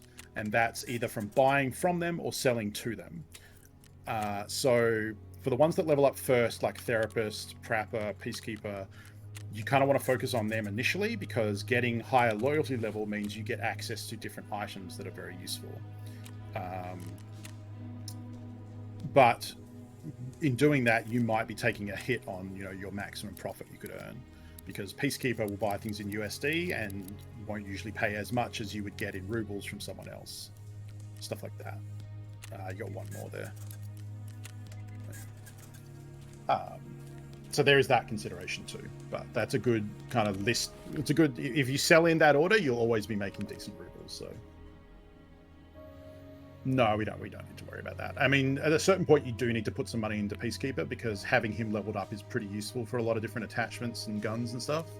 And I ended up cheesing well, not cheesing, but doing his spent money in a really bad way, which is you buy M4s from him, or you buy guns from him and then sell those guns back to him. So you're getting credit for buying them, and then you're getting credit for the selling back to him, but you are losing money there. Like, you're just lighting money on fire. But if you want to get his spent items up quickly to level him up, that is one way to do it. And there were a couple of cheeky things you could do on the flea market where you could, like, get an item that you trade to someone to then sell that item to someone else and, like, level things up like that way. But I think a lot of those got found out and either got fixed or they're no longer profitable because of the way players price stuff. But it also should just happen over the course of playing a game. I have we don't need that. What is the Salewa? Yeah, if you have the... So the Salewa is a healing item that will also do light and heavy bandaging. So I don't need these two? I would specifically say bring the S mark, but you may not need to bring the bandage. Because if you do a heavy bleed, it uses... So when you heal... So there are healing items like the car kit, the Salewa, the IFAK. They're heals that also bandage. And then the Grizzly is one later that also does fractures. The way it works is they have like a certain capacity, like 220 for a car kit, 400 for Salewa. Yeah. If you were to heal a bleed with that, it eats up a percentage of that heal amount. So a light bleed is like, I don't know, 50. I don't know the exact amount. But a heavy bleed, if you were to use a Salewa to heal a heavy bleed, it's going to consume 150 of the 400 healing value of that Salewa, which isn't very efficient. So I'd rather use the Tourniquet to heal a heavy bleed, but I don't mind healing a light bleed with the Salewa because it's not as much used up.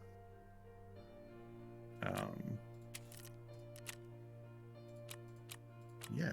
So yeah, let's double check the vendors and see. Nope, still just waiting on that last Salewa, but that's okay. Skier, maybe? Yeah, there you go. Hey! Turn in the Toz shotgun. Nice. So the other step here, the found in raid body armor, is the white vest that's called a 3M armor. We need to find a scav with one of those and then hand that in. Nope, still need levels for that. I think everyone else, we still need levels. Yeah, 15. And still need some food. So that's good, though, because that got that Toz shotgun out of our inventory, so we don't need to worry about that. Oh, this is actually good. We can get...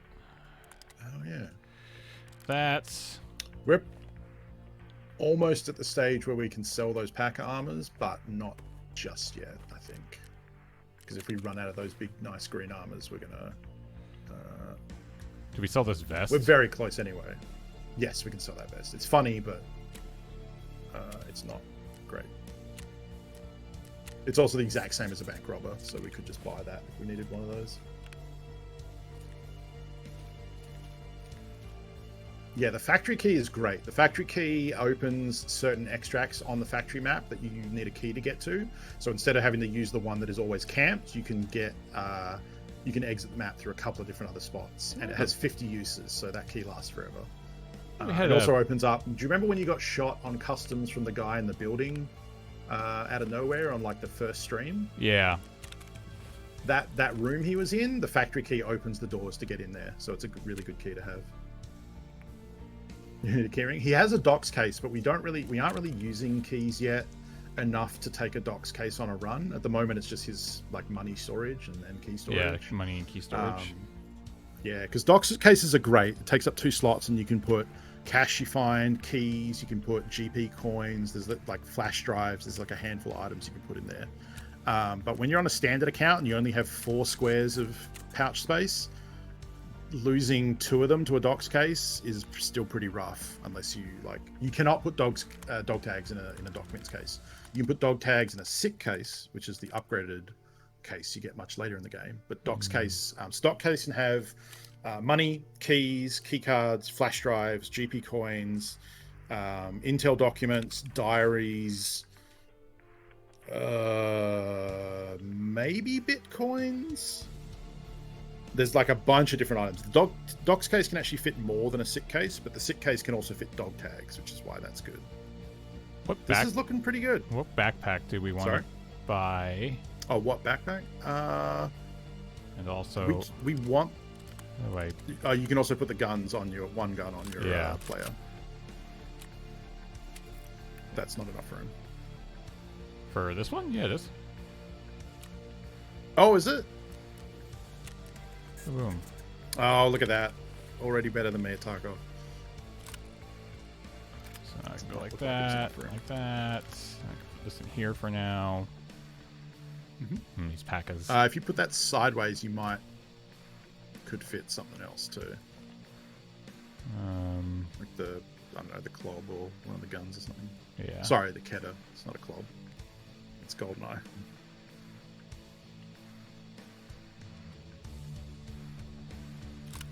No, not that. This. No, it's too big. Yeah. There you go.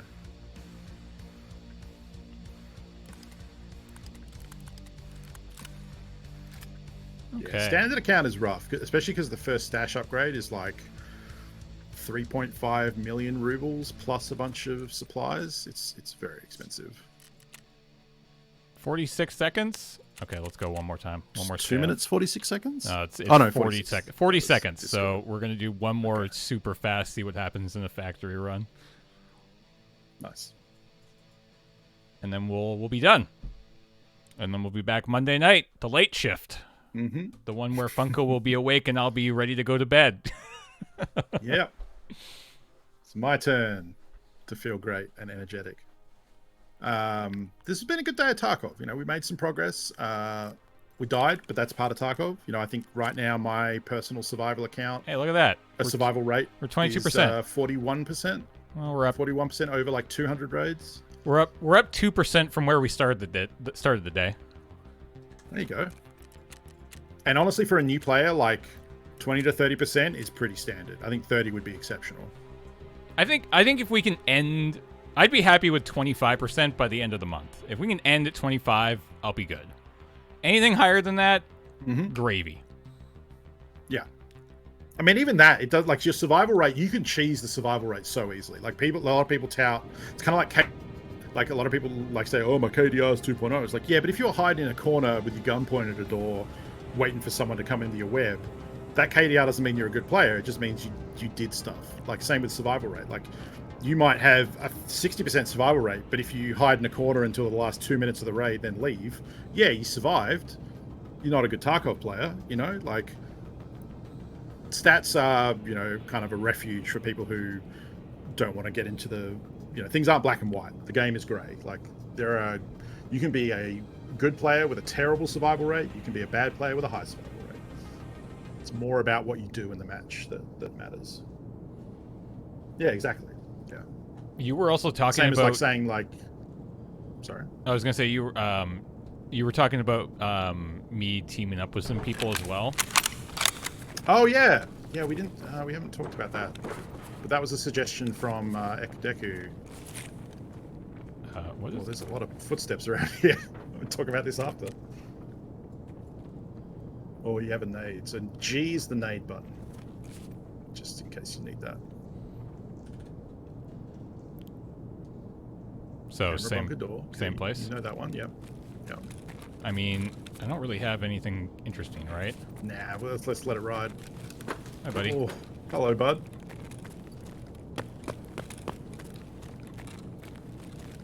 And bolt action, so that's cool. Yep. It's fine, just don't miss. Hi. I heard a jump, which scavs don't do.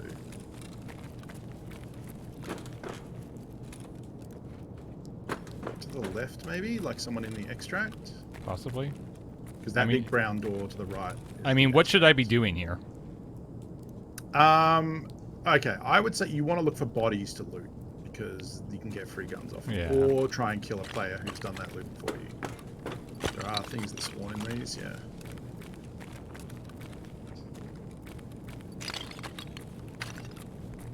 Usually I would go upstairs and check the office corridor, because that's usually how Ow, maybe jump a little.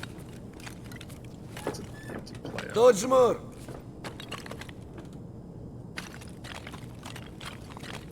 And So that's probably 2 AI scavs, because AI scavs will kind of try and loot. Yeah, you can go up from this side.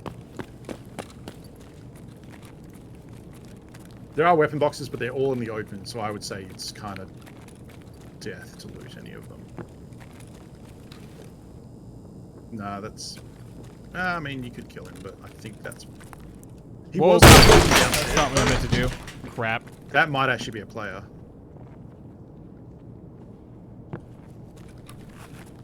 I'm screwed. The one that you saw looting might be a player.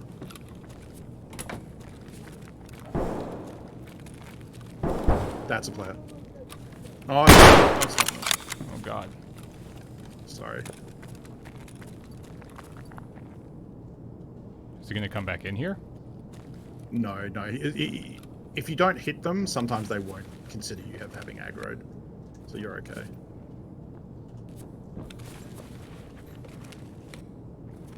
I assume these have been hit. Yes. Yeah. This could be a Yep. Oh, that's a lot There's of them. so many there. You did hit that guy. I did hit that guy. Yeah. Yeah. That's okay. We didn't really have much to do. You could have yeeted the nade out. The problem with nades, though, is once you start that throw animation, you're very vulnerable. So chances are they would have just killed you once they heard it. Oh, I hit twice. Oh. God, You I'm got it good. with that first shot, I guess. Yeah. I'm so good. That's fine. So what James was mentioning before is that I think someone suggested, while I can't play with James because of the region locking, folks in chat who are in North America would be able to. So we were thinking, probably not this week, once James gets more of a handle on the game, we can do Scav Gang, where James will queue in to a certain raid at a certain time, and folks in chat, if you also want to queue in as a Scav and group up together and run around, and that will be a big pile of chaos, I'm sure. That'll be fun. You can do like a little Scav Gang roll through, and it's fun playing as a team, especially when you can't communicate except through AI scavs or scav players that can only speak Russian. So, wiggles and pointing and stuff will happen. And then, probably tomorrow or sometime on Monday, I will do another scav run on my own time, and get that recorded, and then we can go over that on Monday night and see how I did. I'll probably just keep doing interchange, just so that I can get better at it over and over and over again. So I like the idea of you doing one, because you mentioned before, like, I'll probably do a few and then record the one that is good or I survive. I think I prefer the idea that you don't tell us what happens, and so we don't know if you're going to survive or if you're going to eat shit. Yeah, in like that's 30 fair. Seconds. Yeah. Yeah. I mean, if I jump into one and I die within like a minute, I'll do a different one. Sure. Yes, but I agree. Yeah, but that's fine. Thanks everybody for hanging out today. Appreciate it. Once again, big thanks to Funko for spending the time with us. We have 3 more full weeks of this. Be sure to give Funko a follow over at twitch.tv/L_Funko if we can get that linked in chat.